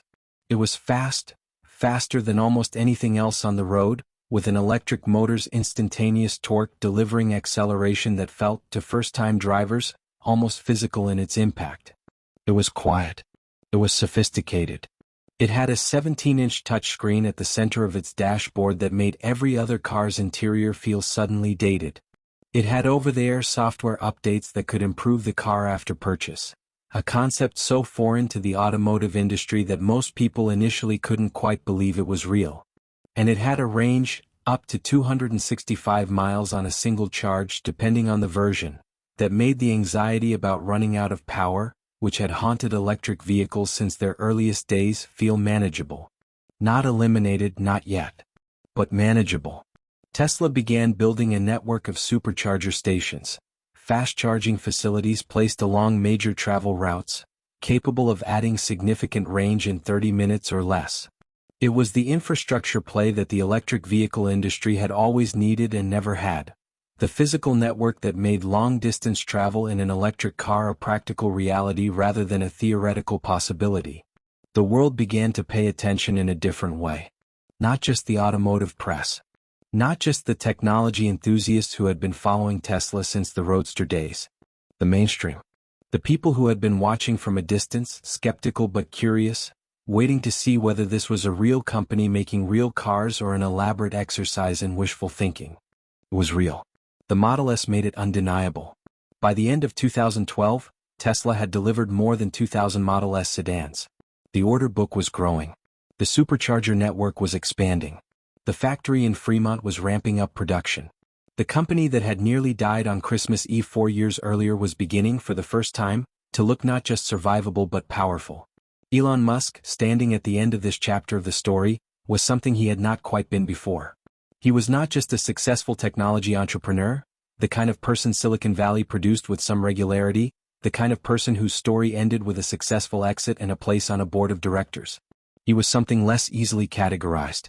He was the person who had decided that electric cars and reusable rockets were the future, at a time when almost no serious person agreed with him. Who had put everything he had, every dollar, every hour, every ounce of will, into proving that he was right. Who had survived the closest possible brush with complete, simultaneous, catastrophic failure and had come out the other side with two companies that were not just alive but beginning to transform their industries. He was, by 2012, 41 years old. He had already lived, by any reasonable measure, several extraordinary lives inside the one life he was living. And he was nowhere near finished. The rockets were getting bigger. The cars were getting more affordable. The ambitions, if anything, were expanding, growing in scope and scale in proportion to the resources and the credibility he was accumulating, reaching toward goals that, even now, even after everything, still sounded to most people like the dreams of someone who had not yet learned the difference between what was possible and what was not. But Elon Musk had spent his entire life collapsing that difference. He was not about to stop now. Chapter 7. Building the Musk Empire, 2013 to 2017. Tesla's growth, the rise of reusable rockets, and new ventures like Neuralink and the Boring Company. There is a particular kind of momentum that builds in the life of someone who has survived the unsurvivable. It is not arrogance exactly. It is something more specific than that, a recalibration of what is possible, born from the experience of having pushed past the point where most people stop and discovered that the world did not end. That the wall, which had looked solid from a distance, turned out to have a door in it. That the impossible, when you walk directly at it with sufficient force and sufficient clarity of purpose, has a way of becoming merely very difficult, and very difficult has a way of becoming done. By 2013, Elon Musk had that momentum.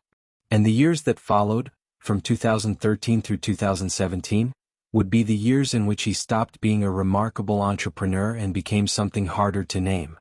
An institution. A force.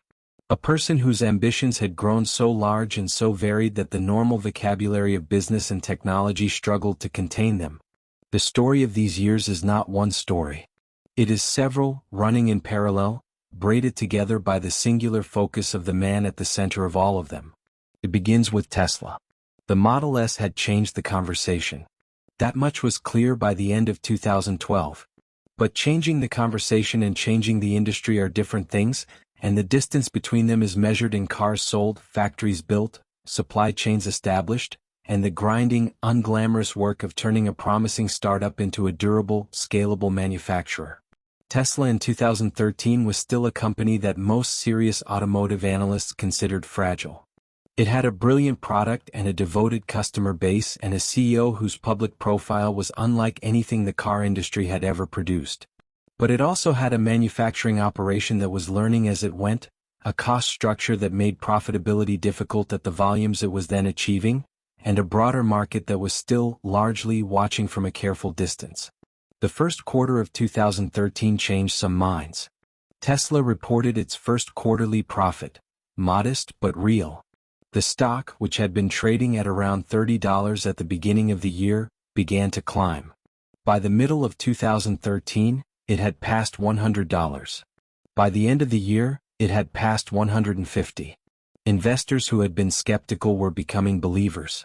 Short sellers, the financial market participants who had bet against Tesla in significant numbers, convinced that the company was overvalued and headed for collapse, were suffering badly as the stock defied their expectations month after month.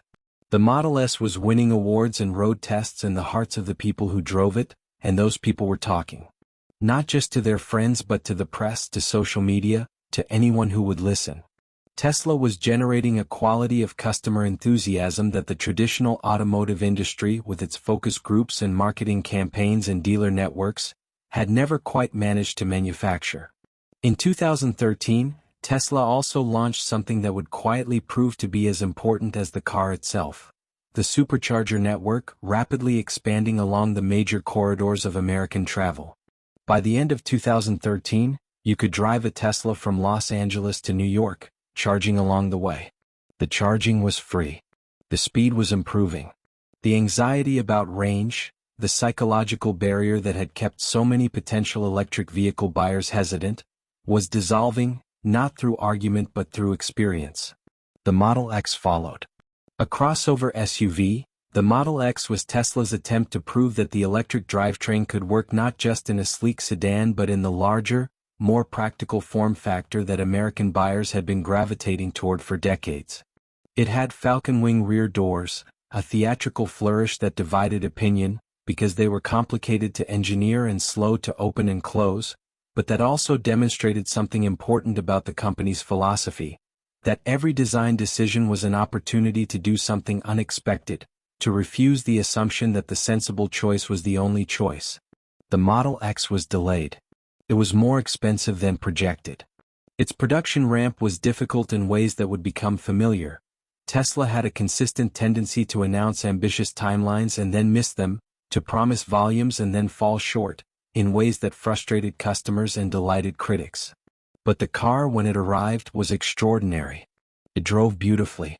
It was spacious and fast and technologically sophisticated, and nothing else on the road looked remotely like it. And Tesla was already working on the next thing. The thing that would determine whether the company's master plan, that cascade from expensive to affordable, from niche to mainstream, was a real strategy or a fantasy. The Model 3. Announced in 2016, the Model 3 was the car Tesla had been building toward since the beginning.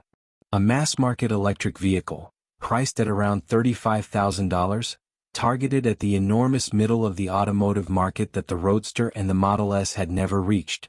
It was the car that would either prove that electric vehicles could compete everywhere or reveal that the revolution had a ceiling it couldn't break through. The reservation system Tesla opened for the Model 3 in March of 2016 produced a result that stunned even the company's most optimistic observers.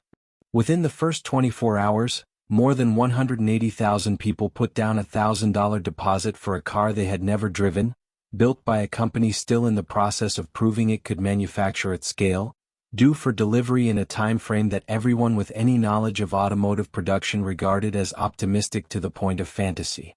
Within a week, the reservations exceeded 325,000. $500 million in deposits, from people essentially betting on a future that hadn't been built yet.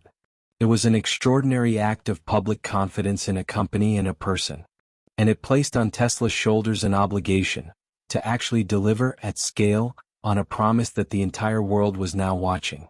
But while Tesla was navigating the complicated, demanding work of growing from boutique manufacturer to mainstream automaker, SpaceX was attempting something that, in the history of aerospace, had never been done. It was trying to land a rocket. Not crash it. Not dispose of it in the ocean. Land it. Bring it back from space, intact and undamaged, and set it down gently enough that it could be inspected, refurbished, and launched again. The idea of reusable rockets was not new. The space shuttle had been partially reusable. Its solid rocket boosters were recovered from the ocean and its orbiter was a winged vehicle that landed on a runway. But the shuttle's reusability had never translated into the cost reductions that were its theoretical promise. The refurbishment costs were enormous. The turnaround times were long. The system had not made space access cheap. What SpaceX was attempting was different in kind. A rocket booster. The first stage of the Falcon 9, the larger rocket that had followed the Falcon 1, would complete its job of pushing the upper stage and payload toward space, then separate, flip around, reignite its engines and guide itself back to a precise landing. Either on a pad near the launch site or, for missions where the trajectory didn't allow a return to land, on a drone ship, an autonomous platform floating in the ocean with a blunt, utilitarian name: just read the instructions or of course I still love you. The early attempts did not go well. The drone ship landings, in particular, produced a sequence of failures that were spectacular in the most literal sense. Enormous rockets descending through the sky, making it all the way back, and then, at the last possible moment, toppling or exploding or simply failing to stick the landing in ways that were dramatic and expensive and, in the footage SpaceX released to the world, almost darkly comic. Elon posted the failures on social media himself, with captions that ranged from the dry to the genuinely funny.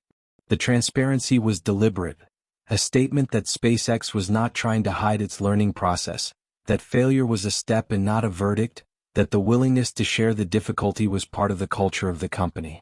And then, on December 21, 2015, a Falcon 9 first stage came back.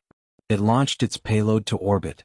Then it separated, reoriented, and flew itself back to the landing pad at Cape Canaveral. And it landed.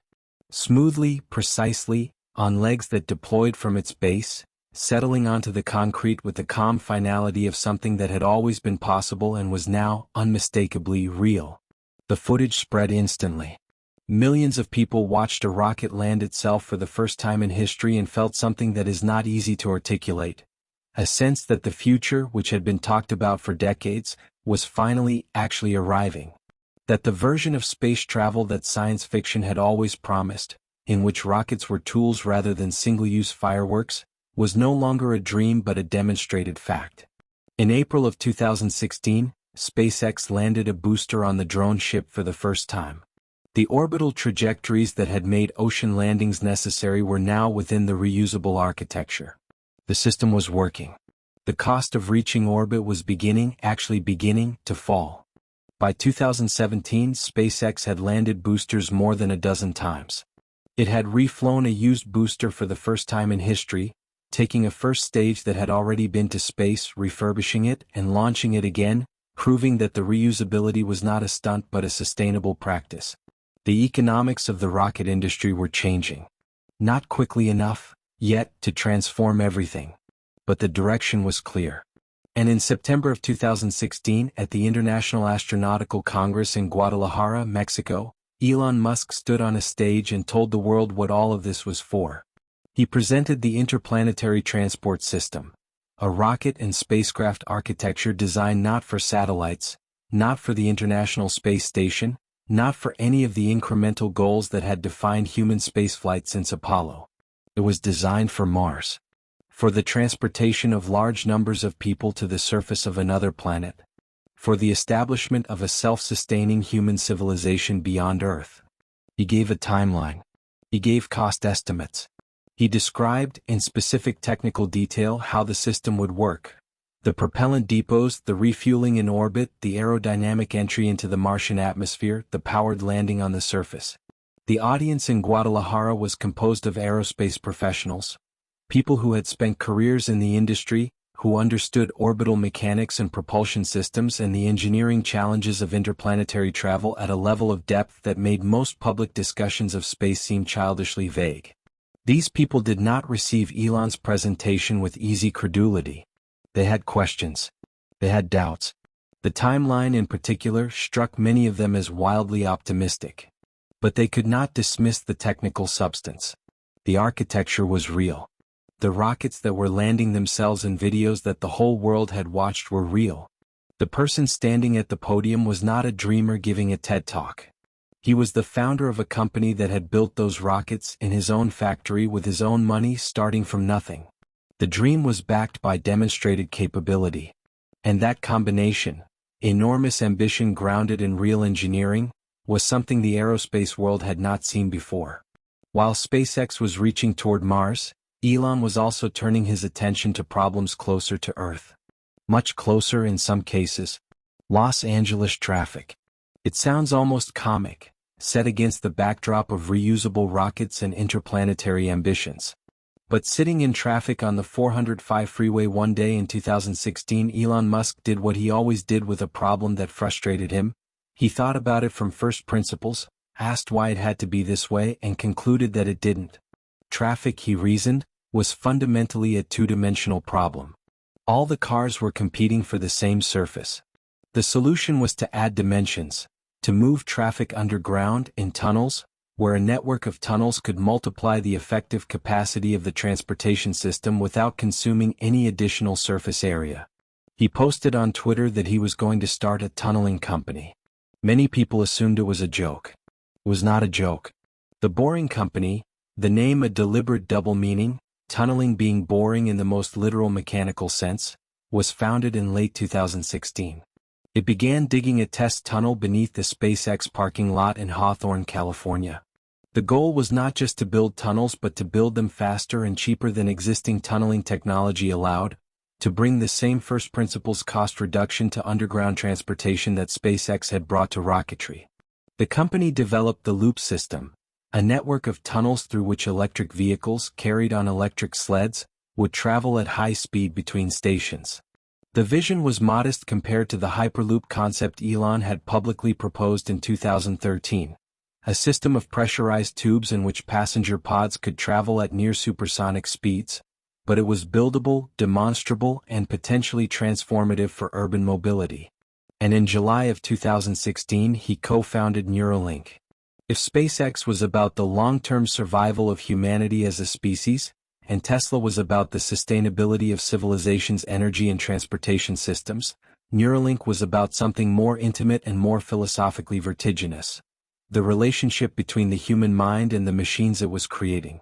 The core concern that animated Neuralink was one that Elon had been articulating with increasing urgency: the risk that artificial intelligence, as it became more capable, would leave humanity behind. Not necessarily through malice but through sheer cognitive disparity. If machines became smarter than people in any meaningful sense, the question of who was directing whom, of whether humans remained the authors of their own future or became passengers in a story written by algorithms, became urgent in ways that most people had not yet begun to grapple with. Neuralink's proposed answer was a brain-computer interface, a device implanted in the human brain that would allow direct, high-bandwidth communication between biological neural tissue and digital systems.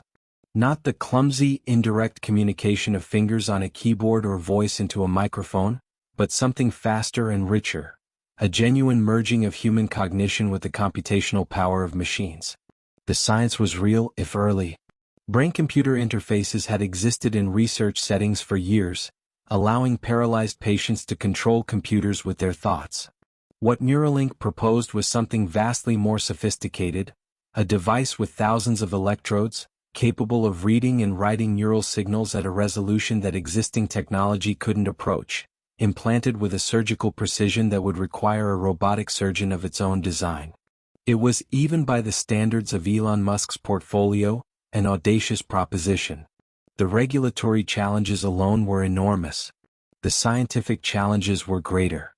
The philosophical questions it raised, about identity, about privacy, about what it meant to be human in a world where the boundary between mind and machine was blurring, were ones that humanity had barely begun to discuss. He started the company anyway. By 2017, Elon Musk was running or co-running 5 significant ventures: SpaceX, Tesla, SolarCity, which Tesla had acquired in 2016, in a controversial deal that merged Elon's electric vehicle company with his cousin's solar energy company, Neuralink, and The Boring Company. Each of them was, by itself, the kind of project that would consume most people entirely. Together, they represented a breadth of ambition that had no real precedent in the history of technology or industry. People asked constantly how he did it. How one person could hold this much in their head, make decisions across this many domains, maintain the quality of attention that each of these companies required. His answer, typically, was practical rather than mystical. He worked extremely long hours. He moved through his week in blocks of time allocated to different companies. He had internalized, across 2 decades of building things, a way of thinking about problems that transcended any specific domain, the first principles approach that allowed him to engage with rocket propulsion and battery chemistry and neural interfaces and tunnel boring machines with the same fundamental analytical toolkit. But there was something else underneath the logistics. Something harder to quantify and easier to feel in the rooms where he worked in the companies he built. He cared. Genuinely, urgently, sometimes painfully cared about the outcomes. Not just as a business proposition. Not just as a measure of his own success. But as real things in the world, technologies and systems that would either help humanity navigate its future or wouldn't, and whose success or failure was therefore not merely professional but moral. That quality of genuine stakes, the sense that the work was connected to consequences that mattered beyond the balance sheet, was, perhaps, the deepest source of his capacity to sustain the effort. You can work at extraordinary intensity for a long time if you truly believe that what you are doing matters. If the gap between succeeding and failing is not just personal but civilizational. Elon Musk believed that. Had always believed it. Would always believe it. And the years ahead would test that belief in ways that even he had not fully anticipated. Chapter 8. Global fame and controversy, 2018 to 2020. Public controversies, Tesla becoming the world's most valuable automaker, and SpaceX milestones. Fame, at a certain scale, stops being something that happens to you and becomes something that surrounds you. It is no longer the recognition of strangers or the attention of journalists or the flattering distortion of a public profile that is larger than the private person. It becomes an atmosphere, a condition of existence, a lens through which everything you say and do and think is filtered, amplified, interpreted, and returned to you in forms you didn't intend and couldn't entirely predict. By 2018, Elon Musk was living inside that kind of fame. He had become, in the years since Tesla's Model S and SpaceX's landing rockets had made him impossible to ignore, one of the most recognized and discussed figures on the planet. Not just in the technology world, not just in the business press, but everywhere, in conversations about the future of the species, in debates about climate change and artificial intelligence, in the particular cultural space occupied by people who seem to be pulling the future toward the present by force of will. It was a position of extraordinary influence. And in 2018, Elon Musk would demonstrate, in ways both illuminating and costly, exactly what happened when that influence collided with the unfiltered, instantaneous, consequence-accelerating medium of social media. The year began with triumph. In February of 2018, SpaceX launched the Falcon Heavy. The Falcon Heavy was, at the time of its first flight, the most powerful operational rocket in the world, capable of lifting more payload to orbit than any rocket since the Saturn V, the vehicle that had carried Apollo astronauts to the moon nearly half a century earlier. It was built by combining 3 Falcon 9 cores, strapped together into a configuration that generated more than 5 million pounds of thrust at liftoff. The engineering challenges of making 3 rocket cores function as a single coherent system were significant and had taken years to solve. For the test flight, Elon chose a payload that was pure, uncut Elon Musk. Instead of a block of concrete, the conventional ballast used for rocket test flights, he loaded his personal Tesla Roadster into the nose cone. In the driver's seat sat Starman, a mannequin dressed in a SpaceX spacesuit. On the dashboard was a small sign that read "Don't Panic," a reference to The Hitchhiker's Guide to the Galaxy, the absurdist science fiction classic. David Bowie's Space Oddity played on the car's stereo system, on repeat, broadcasting into the void. The Falcon Heavy launched on February 6 from Kennedy Space Center from the same launch pad, Launch Complex 39A, that had sent Apollo 11 to the moon in 1969. The 2 side boosters separated and flew back to Cape Canaveral, landing simultaneously, side by side, in a moment of choreographed precision that looked so improbable that the footage seemed, to many viewers, like something from a film rather than from the actual world. The images of the Roadster floating against the backdrop of Earth and then deep space, Starman sitting serenely in the driver's seat, the blue planet curving away behind him, the black infinity of space beyond, traveled around the world instantly. They were funny and beautiful and strangely moving, in the way that things sometimes are when the gap between the human scale and the cosmic scale is made visible in a single image. The world cheered. And then, not very long afterward, the year got much more complicated. Tesla, in 2018, was in the grip of what Elon would later describe as the most difficult period in the company's history. The Model 3, the mass-market car that was supposed to complete the transition from niche to mainstream, the car that 325,000 people had put deposits on, was struggling to reach the production volumes that Tesla needed to make the economics work. Elon had famously described the target of 5,000 Model 3 vehicles per week as the threshold that would determine the company's viability. And in the first half of 2018, Tesla was nowhere near 5,000 per week. The assembly line, partly automated, partly manual, a hybrid of human and robotic labor that had not yet found its optimal configuration, was producing far fewer cars than required. The production tent that Tesla erected in the Fremont factory parking lot, a large temporary structure housing an additional assembly line built at speed to supplement the main factory, became a symbol of the frantic, improvisational urgency of the situation. Elon was sleeping at the factory. Literally, on a couch near the production line or in a conference room, because going home was time that could be spent solving problems and there were more problems than time. He was present on the factory floor at all hours, making decisions about production processes, troubleshooting bottlenecks, pushing and questioning and driving the pace of the operation with the same consuming intensity he had brought to every crisis in his career. The personal cost was visible. He looked exhausted. In interviews and public appearances, the strain was unmistakable, in his face, in his voice, in the slightly frayed quality of a man running on inadequate sleep and too much coffee, and the particular fuel of someone who cannot stop because stopping is not an option. In August of 2018, during an interview with the New York Times, he wept. He spoke about the difficulty of the year, the hours, the pressure, the toll of it on his health and his relationships. It was an unusual moment of public vulnerability from someone who had always projected, whatever the private reality, a quality of forward momentum and unshakable certainty.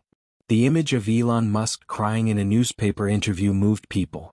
It also confirmed what many had suspected, that the price of what he was doing was being paid, quietly and continuously, in ways that the public celebration of his achievements rarely acknowledged. And then came the tweet. On August 7, 2018, Elon Musk posted on Twitter, "I am considering taking Tesla private at $420 a share. Funding secured." 12 words. Posted at roughly 1 in the afternoon. And within seconds they had detonated. The stock price spiked immediately. Trading was briefly halted. Financial analysts and journalists and regulators began asking urgently what funding secured actually meant, whether Elon had actually lined up the capital to execute a buyout of Tesla, or whether the tweet was something else. An aspiration, an exaggeration, a message to short sellers who had been betting against the company, a moment of impulsive social media expression that had not been run through legal counsel before posting. The answer, as it emerged over the following days and weeks, was the latter. The funding had not, in any formal or committed sense, been secured. There had been conversations, with Saudi sovereign wealth fund representatives among others, but there was no signed agreement, no binding commitment, no deal.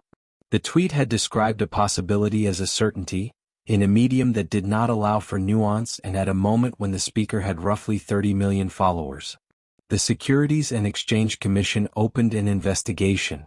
Within weeks, it filed a lawsuit against Elon Musk and Tesla, alleging that the tweet had been a false and misleading statement that had affected Tesla's stock price. The settlement that followed required Elon to step down as Tesla's chairman. He remained CEO, and to pay a $20 million personal fine, with Tesla paying an equivalent amount. It also required that his tweets about Tesla be pre-approved by a designated securities law counsel before posting. He agreed to the settlement. Then, almost immediately, he appeared on the podcast of comedian Joe Rogan and smoked marijuana on camera, a legal substance in California where the recording took place, but a gesture that, given the circumstances, communicated something about his relationship with conventional corporate decorum that was difficult to misread.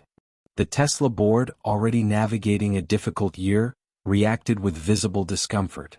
The share price dropped. Editorials were written.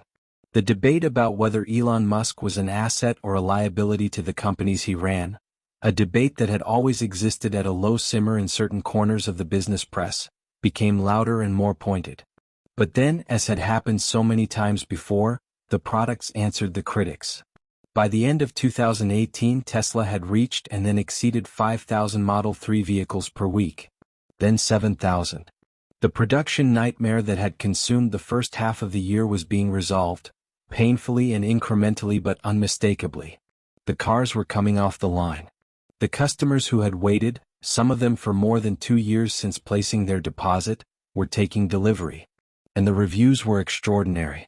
The Model 3 in its standard and long-range configurations was everything Tesla had promised it would be: quick, sophisticated, technologically advanced, and priced within reach of a far larger market than anything the company had previously sold. It was the car that transformed Tesla, in the public imagination, from an expensive curiosity into a genuine mainstream option. 2019 brought further consolidation. Tesla opened its first Chinese factory, the Shanghai Gigafactory, with a speed that stunned the automotive industry. The facility went from groundbreaking to producing cars in less than a year, a construction and ramp timeline that was without precedent in the modern automotive world. The Chinese market, the largest automotive market on Earth, was now within Tesla's direct reach, not through imports, which were expensive, but through local production, which was not. The Model Y, a compact crossover built on the Model 3 platform, was announced and then launched with a production ramp that went more smoothly than anything Tesla had previously attempted. The hard lessons of the Model 3 production hell, as it had come to be known, had been learned and applied. And then came another controversy of a different kind. In the summer of 2018, a youth football team in Thailand had become trapped in a cave system called Tam Luang, 12 boys and their coach, trapped by rising floodwaters deep underground, the subject of an international rescue operation that had gripped the world's attention for weeks. Elon Musk, with characteristic urgency, had directed the SpaceX and Boring Company teams to design and build a small submarine, a child-sized escape pod that could potentially be used to carry the trapped boys through the flooded tunnels to safety. The device was built in days. Engineers flew it to Thailand. The rescue operation ultimately succeeded through other means. A team of expert cave divers who navigated the flooded passages carrying the boys to safety, one by one, in a genuinely heroic operation. The submarine was not used. Vernon Unsworth, one of the British cave divers who had been central to the rescue, gave an interview in which he was dismissive of Elon's submarine idea, suggesting that it had been a publicity stunt and could not have worked in the actual geometry of the cave. Elon's response on Twitter was to call Vernon Unsworth a name so offensive that it cannot be repeated here, and to make a baseless accusation against his character that was not just wrong but defamatory. He later deleted the posts and apologized. Then weeks later he repeated the accusation in an email to a BuzzFeed reporter. Unsworth sued for defamation. The case went to trial. Elon was acquitted, the jury found in his favor. But the episode had illuminated something about the danger of giving someone with an enormous platform and a tendency toward impulsive expression the tools to broadcast those impulses instantly to tens of millions of people. It was a pattern that would repeat in various forms throughout this period. The extraordinary capacity for vision and execution that made Elon Musk capable of landing rockets and building electric car factories in less than a year was not separable from the restless, impatient, sometimes reckless quality that made him post things on the internet that his lawyers subsequently had to explain to judges. He was not two different people, the brilliant engineer and the impulsive tweeter. He was one person, and both of those things came from the same source. SpaceX, meanwhile, was achieving milestones that, in any other news cycle, would have been the defining stories of the year. In March of 2019, the Crew Dragon spacecraft, SpaceX's vehicle designed to carry NASA astronauts to the International Space Station, completed its first uncrewed test flight. The capsule launched on a Falcon 9, docked with the station autonomously, undocked and returned to Earth, splashing down in the Atlantic Ocean with the calm precision of a system that had been designed and tested to carry human lives. The significance of this was enormous. Since the retirement of the Space Shuttle in 2011, the United States had been entirely dependent on Russian Soyuz rockets to get American astronauts to and from the International Space Station, paying tens of millions of dollars per seat for the privilege. The ability to launch Americans on American rockets from American soil had been absent for nearly a decade. SpaceX was about to restore it. In May of 2020, Crew Dragon carried its first astronauts, NASA veterans Bob Behnken and Doug Hurley, to the International Space Station. They launched from Kennedy Space Center, from the same Florida coast from which Americans had watched rockets climb toward the sky since the earliest days of the space age. They returned safely 2 months later, splashing down in the Gulf of Mexico. The United States had human spaceflight again. And it was provided not by a government agency but by a private company founded by a man from Pretoria who had taught himself to code in 3 days and had once slept on an office couch in Palo Alto because he couldn't afford to do otherwise. In the stock market, investors had been watching all of this and making a collective judgment. In 2020, Tesla's share price did something that almost no one had predicted. It rose. And then it rose more. And then it rose more still, in a sustained, extraordinary climb that reflected not just the company's current performance but the market's revised estimate of what Tesla was going to become. By the end of 2020, Tesla's market capitalization had passed that of Toyota, the largest automobile manufacturer in the world by volume, a company that had been selling cars for more than 80 years and had perfected the art of mass automotive production to a degree that no other company had matched. Tesla was now the most valuable automaker on Earth. Not the biggest, not by a long measure. Not the most profitable. But in the judgment of the financial markets, which are, whatever their imperfections, a collective expression of expectation about the future. The company that Elon Musk had joined as chairman and investor in 2004, that had nearly died on Christmas Eve in 2008, that had survived production hell and SEC investigations and the personal and professional turbulence of its CEO's very public life. That company was now worth more than any car company that had ever existed. It was a verdict on the vision. On the specific, stubborn, costly, improbable bet that electric vehicles were not a niche but the future. That the car industry would be transformed, and that the company doing the transforming was the one that had believed it first and most completely, when almost no one else did. The year ended with the world in the grip of a global pandemic, a crisis that had reshaped daily life everywhere and whose consequences were still unfolding. Tesla's factories had been disrupted briefly. SpaceX had adapted. Elon had fought, publicly and sometimes acrimoniously, with California health authorities over factory closure orders he believed were unnecessarily prolonged. He was never quiet. Never still. Never content to let events unfold around him without inserting himself into them with his characteristic, exhausting, sometimes brilliant, sometimes counterproductive energy. The fame had not mellowed him. The wealth had not satisfied him. The success had not made the urgency go away. He was still running at the same speed he always had. Still looking at the horizon rather than the ground beneath his feet. The horizon, as always, was somewhere very far away. And he was moving toward it. Chapter 9. Space, Satellites, and Social Media, 2021 to 2023. Starship development, the expansion of Starlink, and Musk's acquisition of Twitter. There is a moment in the growth of any truly ambitious project when the scale of what is being attempted stops being abstract and becomes physical. You can talk about a rocket that will carry 100 people to Mars. You can draw the diagrams and run the simulations and publish the architecture and presentations that aerospace engineers debate at conferences.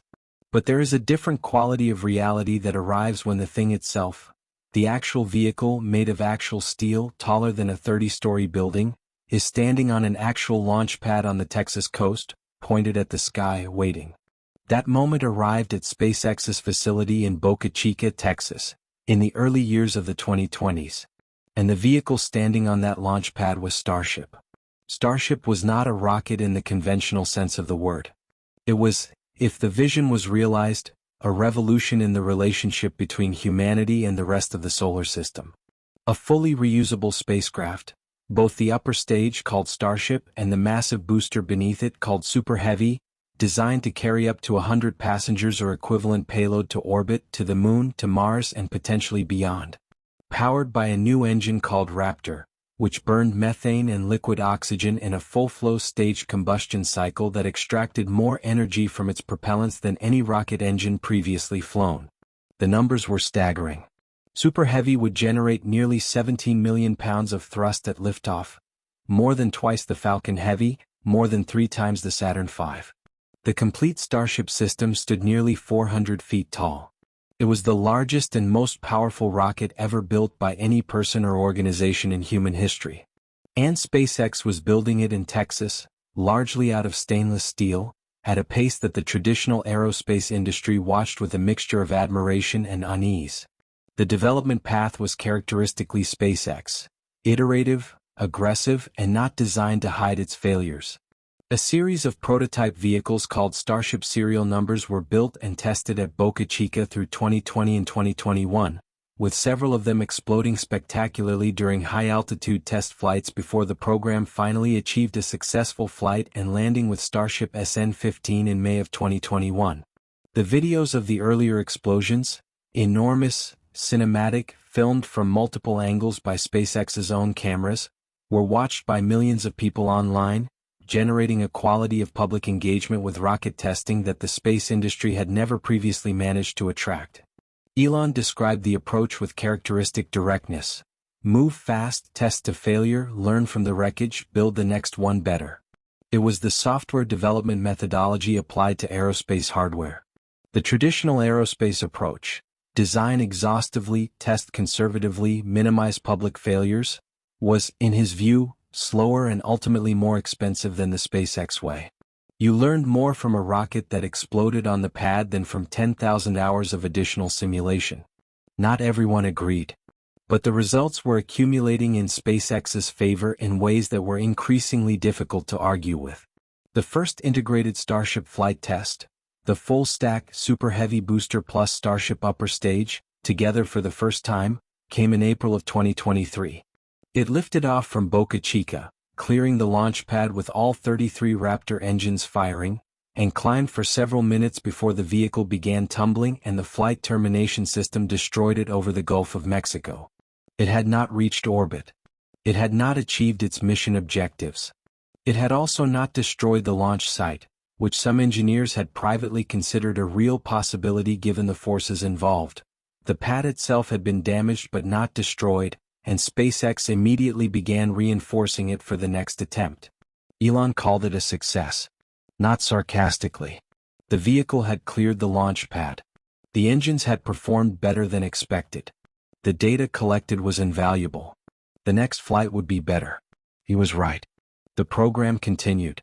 But while Starship captured the imagination in the way that enormous rockets always do, another SpaceX program was quietly achieving something with more immediate impact on more people's lives than any single dramatic launch. Starlink. The concept behind Starlink was straightforward in its ambition: cover the entire surface of the Earth with high-speed internet access, delivered from a constellation of small satellites in low Earth orbit. Not the geosynchronous satellites that had provided satellite internet for decades. Those satellites orbit at an altitude of roughly 22,000 miles, high enough that the signal delay makes real-time communication frustratingly slow. Starlink satellites would orbit at altitudes between 300 and 600 miles, close enough that the latency, the delay between sending a signal and receiving a response, would be comparable to ground-based internet services. The scale of what was required was unprecedented. Not dozens of satellites. Not hundreds. Thousands. Eventually, tens of thousands, forming a mesh network dense enough to provide reliable coverage everywhere on Earth, including the oceans and the polar regions and the remote rural areas where ground-based internet infrastructure had never reached. By 2021, SpaceX had launched more than 1,000 Starlink satellites. By 2023, the number had passed 4,000, making Starlink the largest satellite constellation ever assembled, larger than all other active satellites in Earth orbit combined, at the point when the constellation reached a certain scale. The service launched commercially and the early reviews were remarkable. In rural Alaska, where residents had lived with painfully slow and expensive satellite internet for decades, Starlink delivered download speeds that matched what urban Americans experienced through their cable connections. In remote communities in sub-Saharan Africa, in the Australian outback, in fishing villages on Pacific Islands, people who had existed on the wrong side of the digital divide were accessing the internet at speeds and prices that had previously been unimaginable in their locations. And then, in February of 2022, Russia invaded Ukraine. The invasion was, among its many terrible dimensions, an assault on Ukraine's communications infrastructure. Russian strikes targeted power stations and network facilities. Ukrainian internet connectivity was disrupted in ways that threatened not just civilian communication but the military's ability to coordinate its defense. Within days of the invasion beginning, Elon Musk responded to a direct public appeal from a Ukrainian government official and activated Starlink service in Ukraine, shipping thousands of terminals to the country in the weeks that followed. The terminals arrived at the front lines. Ukrainian military units used Starlink to maintain communications and coordinate drone operations in areas where every other form of connectivity had been destroyed. The role that Starlink played in Ukraine's defense became one of the most discussed technology stories of the war. A real-time demonstration that satellite internet was not just a consumer product but an infrastructure with genuine geopolitical and military significance. Military analysts, government officials, and technology observers around the world watched and drew conclusions about what a globally available, difficult-to-destroy communications network meant for the future of warfare and diplomacy. It also placed Elon Musk in an unexpected position. As a private individual whose infrastructure decisions had direct consequences for the conduct of an active armed conflict. When he later imposed restrictions on Starlink's use in certain combat scenarios, concerned, he said, about the risk of escalation, the decision generated intense controversy and illustrated, with unusual clarity, the novel kind of power that a person controlling critical communications infrastructure could exercise over events that had previously been the exclusive domain of governments and militaries. It was a new kind of question for a new kind of situation, and the answers were not obvious, and the debate they generated was not resolved. Through all of this, Elon was also doing something that many people around him considered at various points inadvisable, unnecessary, distracting, or simply baffling. He was buying Twitter. The story of the Twitter acquisition is one that will be studied, debated, and written about for a long time, because it sits at the intersection of technology, media, politics, free speech, and the particular psychology of its protagonist in ways that make it almost impossible to summarize cleanly. The beginning was, by Elon's own later account, almost incidental. He had been a heavy user of Twitter for years. It was for him the primary medium through which he communicated with the public, argued with critics, celebrated achievements, posted memes, and occasionally detonated controversies. He understood the platform's power from the inside, as someone who had used it to build one of the most followed accounts in its history and had also, on several occasions, gotten himself into serious legal and reputational trouble through it. He had concerns about the platform's direction, about what he perceived as an inconsistent application of its content moderation policies, a sense that certain kinds of speech were being suppressed while others were not, in ways that reflected the political and cultural assumptions of the people doing the moderating rather than any coherent, evenly applied principle. He believed and said publicly that Twitter had become something less than what a genuine public square should be, a place where the free exchange of ideas, including uncomfortable ones, was constrained by institutional biases that the company was not transparent about. In January of 2022, he began quietly buying Twitter stock. By April, he had accumulated more than 9% of the company, making him the largest individual shareholder. Twitter's board offered him a seat. He declined. Then, on April 14, he made an unsolicited offer to buy the entire company for $54.20 per share, a total of approximately $44 billion. What followed was one of the most turbulent corporate acquisition sagas in recent memory. Twitter's board initially resisted, adopting a poison pill defense designed to make the acquisition more difficult. Then, facing the reality of Elon's determination and the financial pressure his offer created, they agreed to the deal. Then Elon attempted to terminate the agreement, claiming that Twitter had misrepresented the number of bot and fake accounts on the platform, a claim Twitter disputed, and which led to litigation that was heading toward a trial in Delaware. Then, in October of 2022, with the trial approaching and the legal situation growing increasingly unfavorable, Elon reversed course again and agreed to complete the acquisition on the original terms.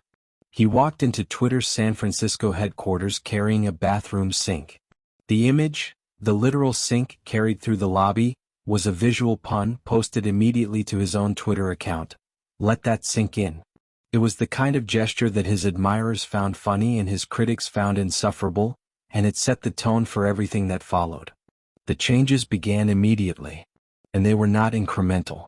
Within days of completing the acquisition, Elon laid off approximately half of Twitter's workforce, roughly 3,700 people, in a single action that sent shockwaves through the technology industry and generated enormous controversy about the manner in which it was executed, with many employees learning they had lost their jobs through automated emails and finding themselves locked out of company systems before any formal notification had arrived. He eliminated the existing Content Moderation Council.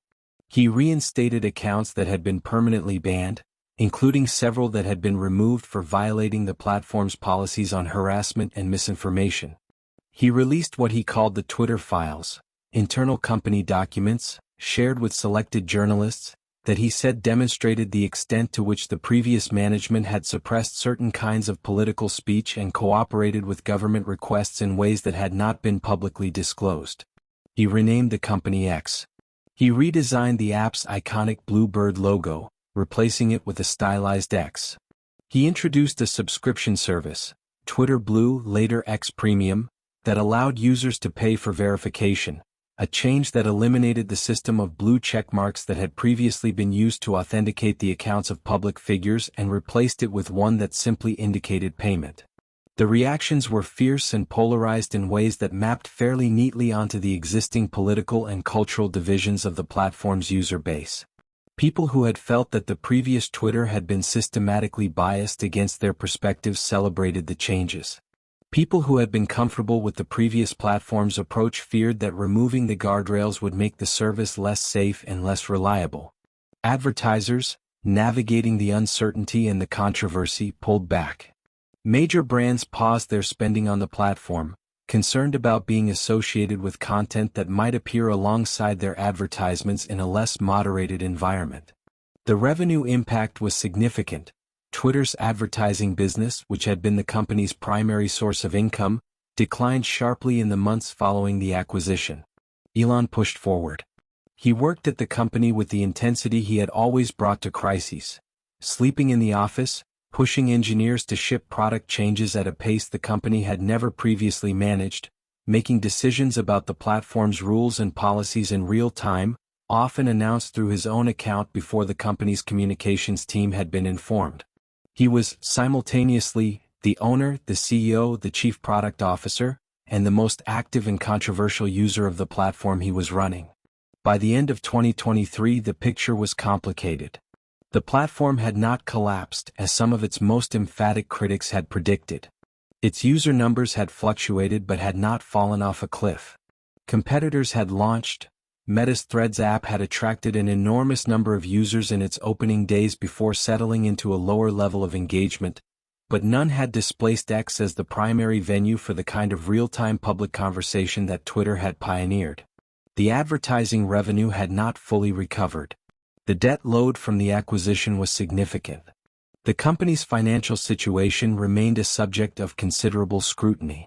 But Elon had also, through the sheer force of his presence and his willingness to engage directly and combatively with virtually anyone on the platform, maintained X's position at the center of global public conversation in a way that no other social media company could quite claim. For better or worse, and the argument about which it was raged continuously, X under Elon Musk was not ignored. He had never in his entire life been satisfied with being ignored. By the end of 2023, he was the wealthiest person in human history.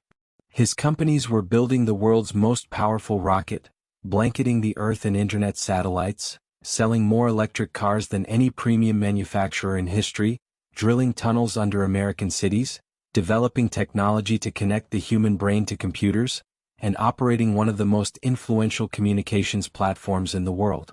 He was also one of the most controversial figures alive, celebrated by people who believed he was accelerating humanity toward an extraordinary future, criticized by people who believed that the concentration of that much influence in the hands of any single individual, however talented, was itself a kind of danger.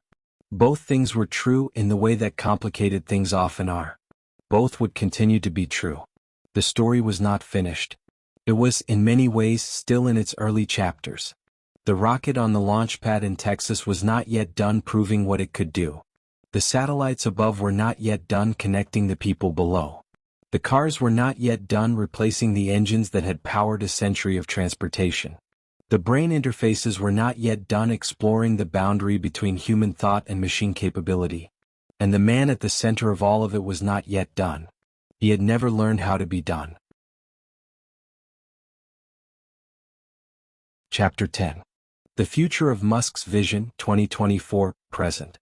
Artificial Intelligence, Mars Ambitions, and Musk's Continuing Influence on Technology and Global Industry. Every story needs an ending.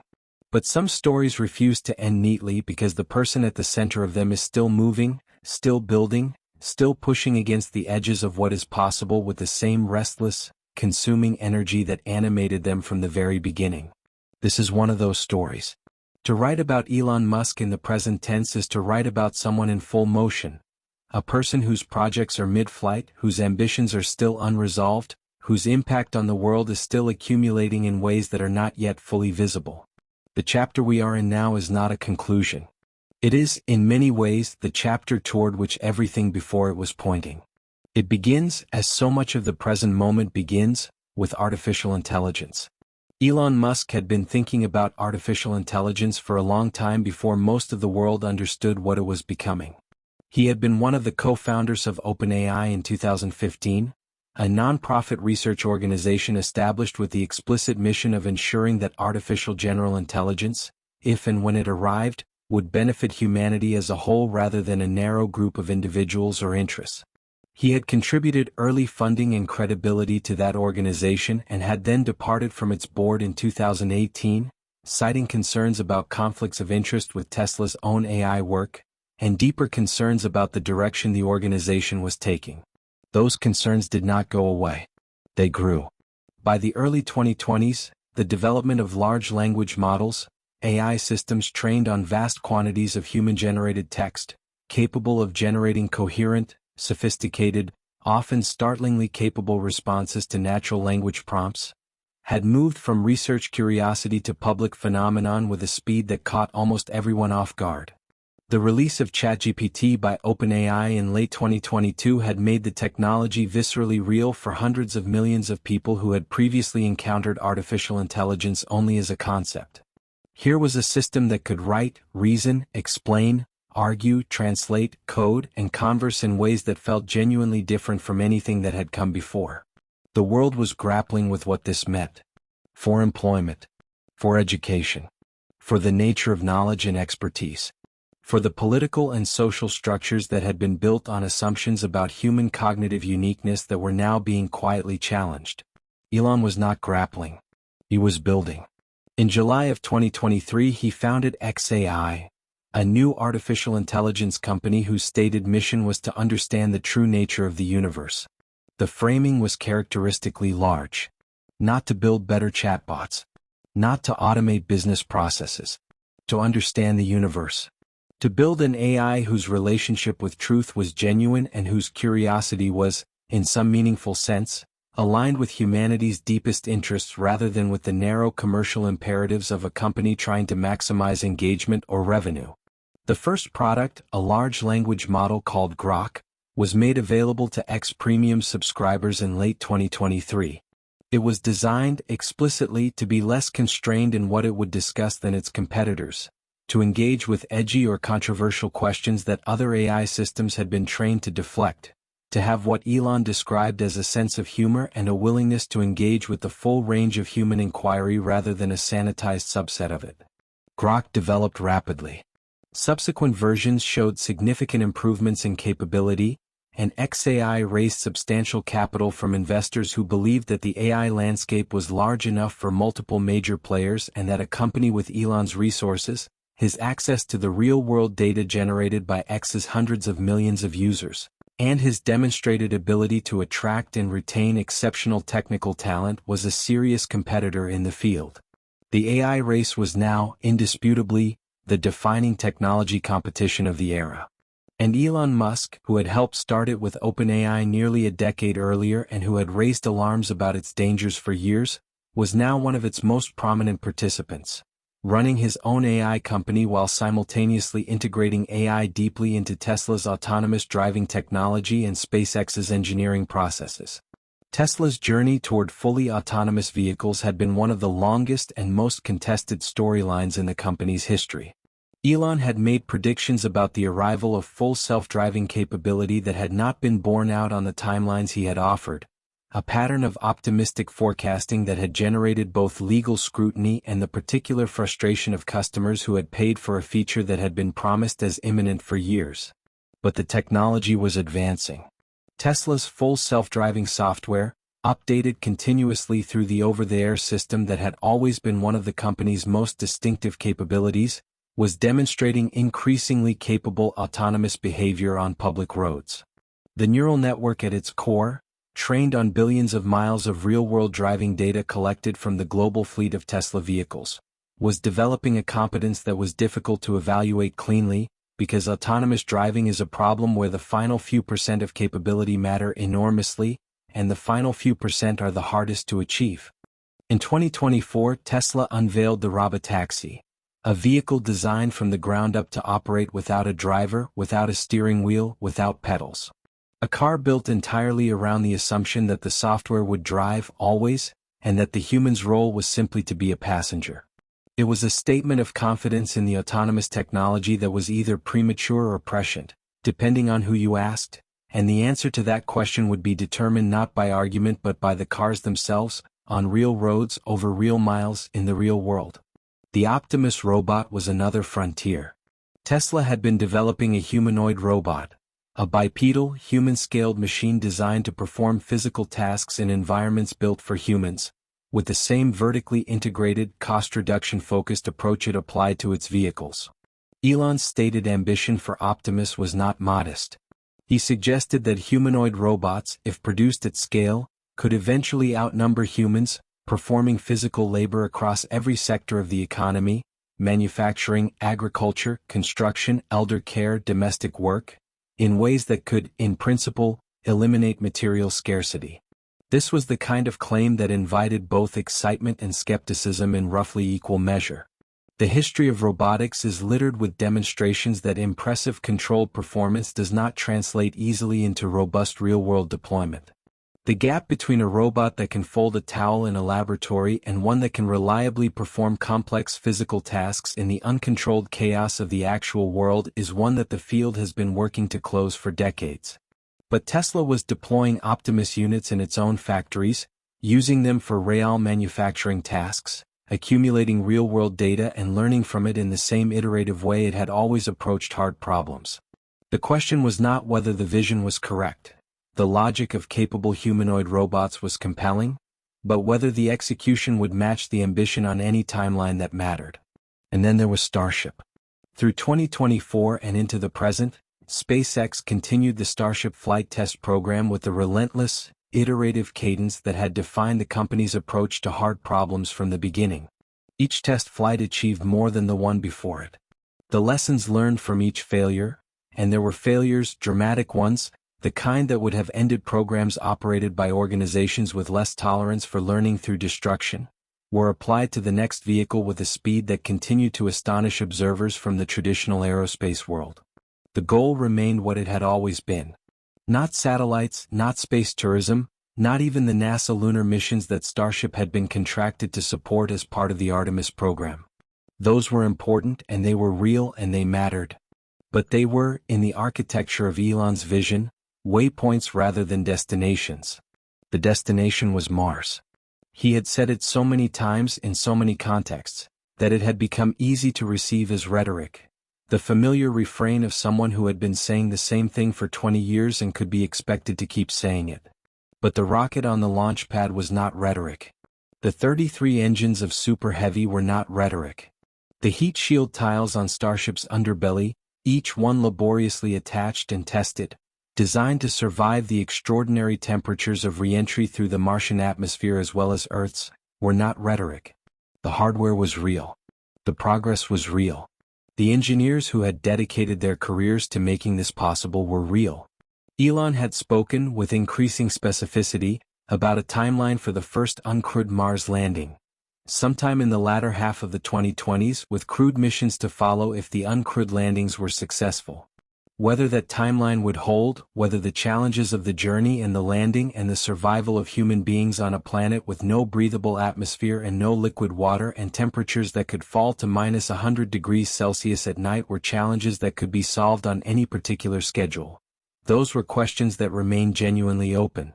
But they were no longer unanswerable in principle. That was the shift. The physics was understood. The engineering path was visible, even if the path was long and the obstacles on it were real and serious. The question was no longer whether humanity could go to Mars. It was whether it would choose to, and whether the person most committed to that choice could hold the enterprise together long enough for the choice to be made. In the broader world, Elon Musk's influence had expanded in directions that went beyond any single company or technology.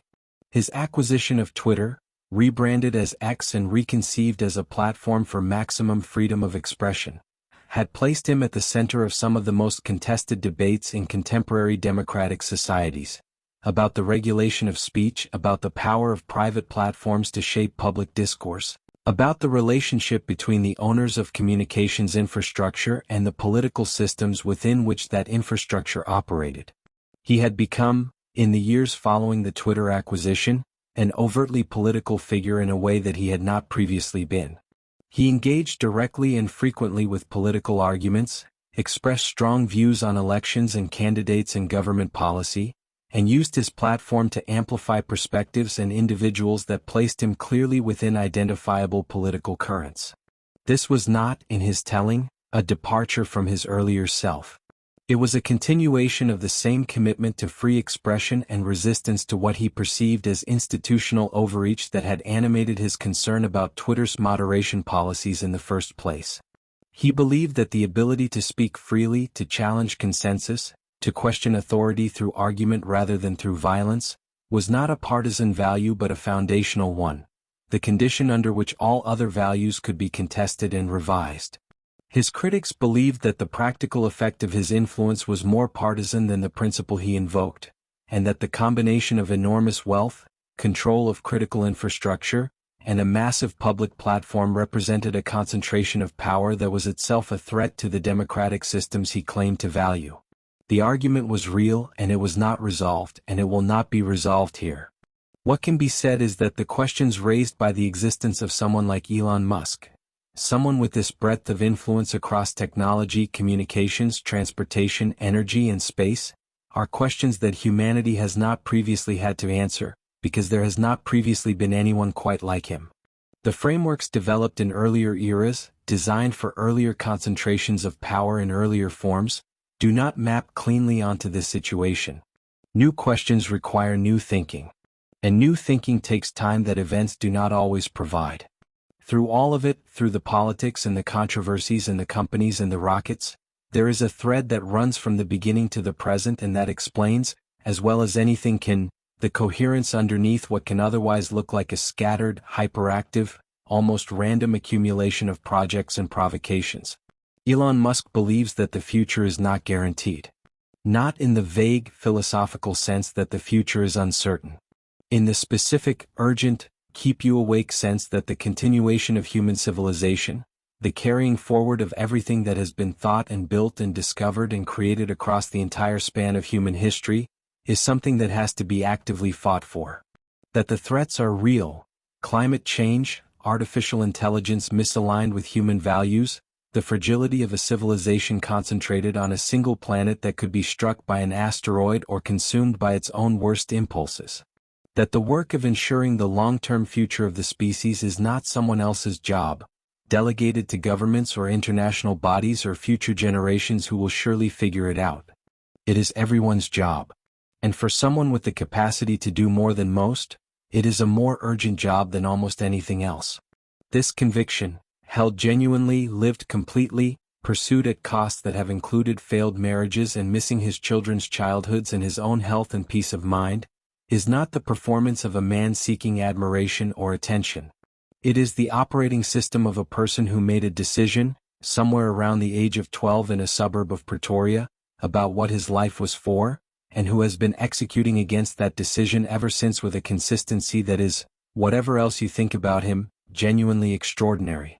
He has said, in various forms and contexts over the years, that he does not expect the work to be completed in his lifetime.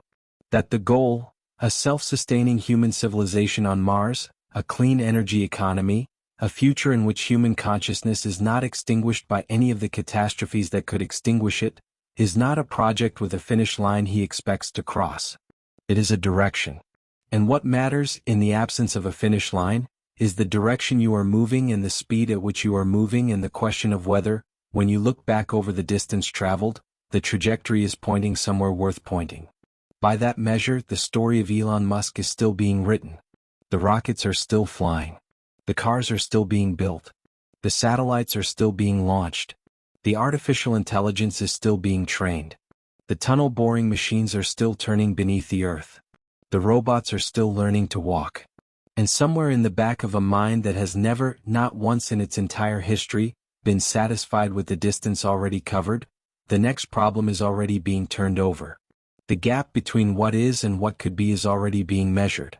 The first principles thinking is already being applied to the next wall that everyone else believes is solid and permanent and impassable. The boy from Pretoria looked up at the sky and saw a direction rather than a ceiling. He is still looking. He is still moving.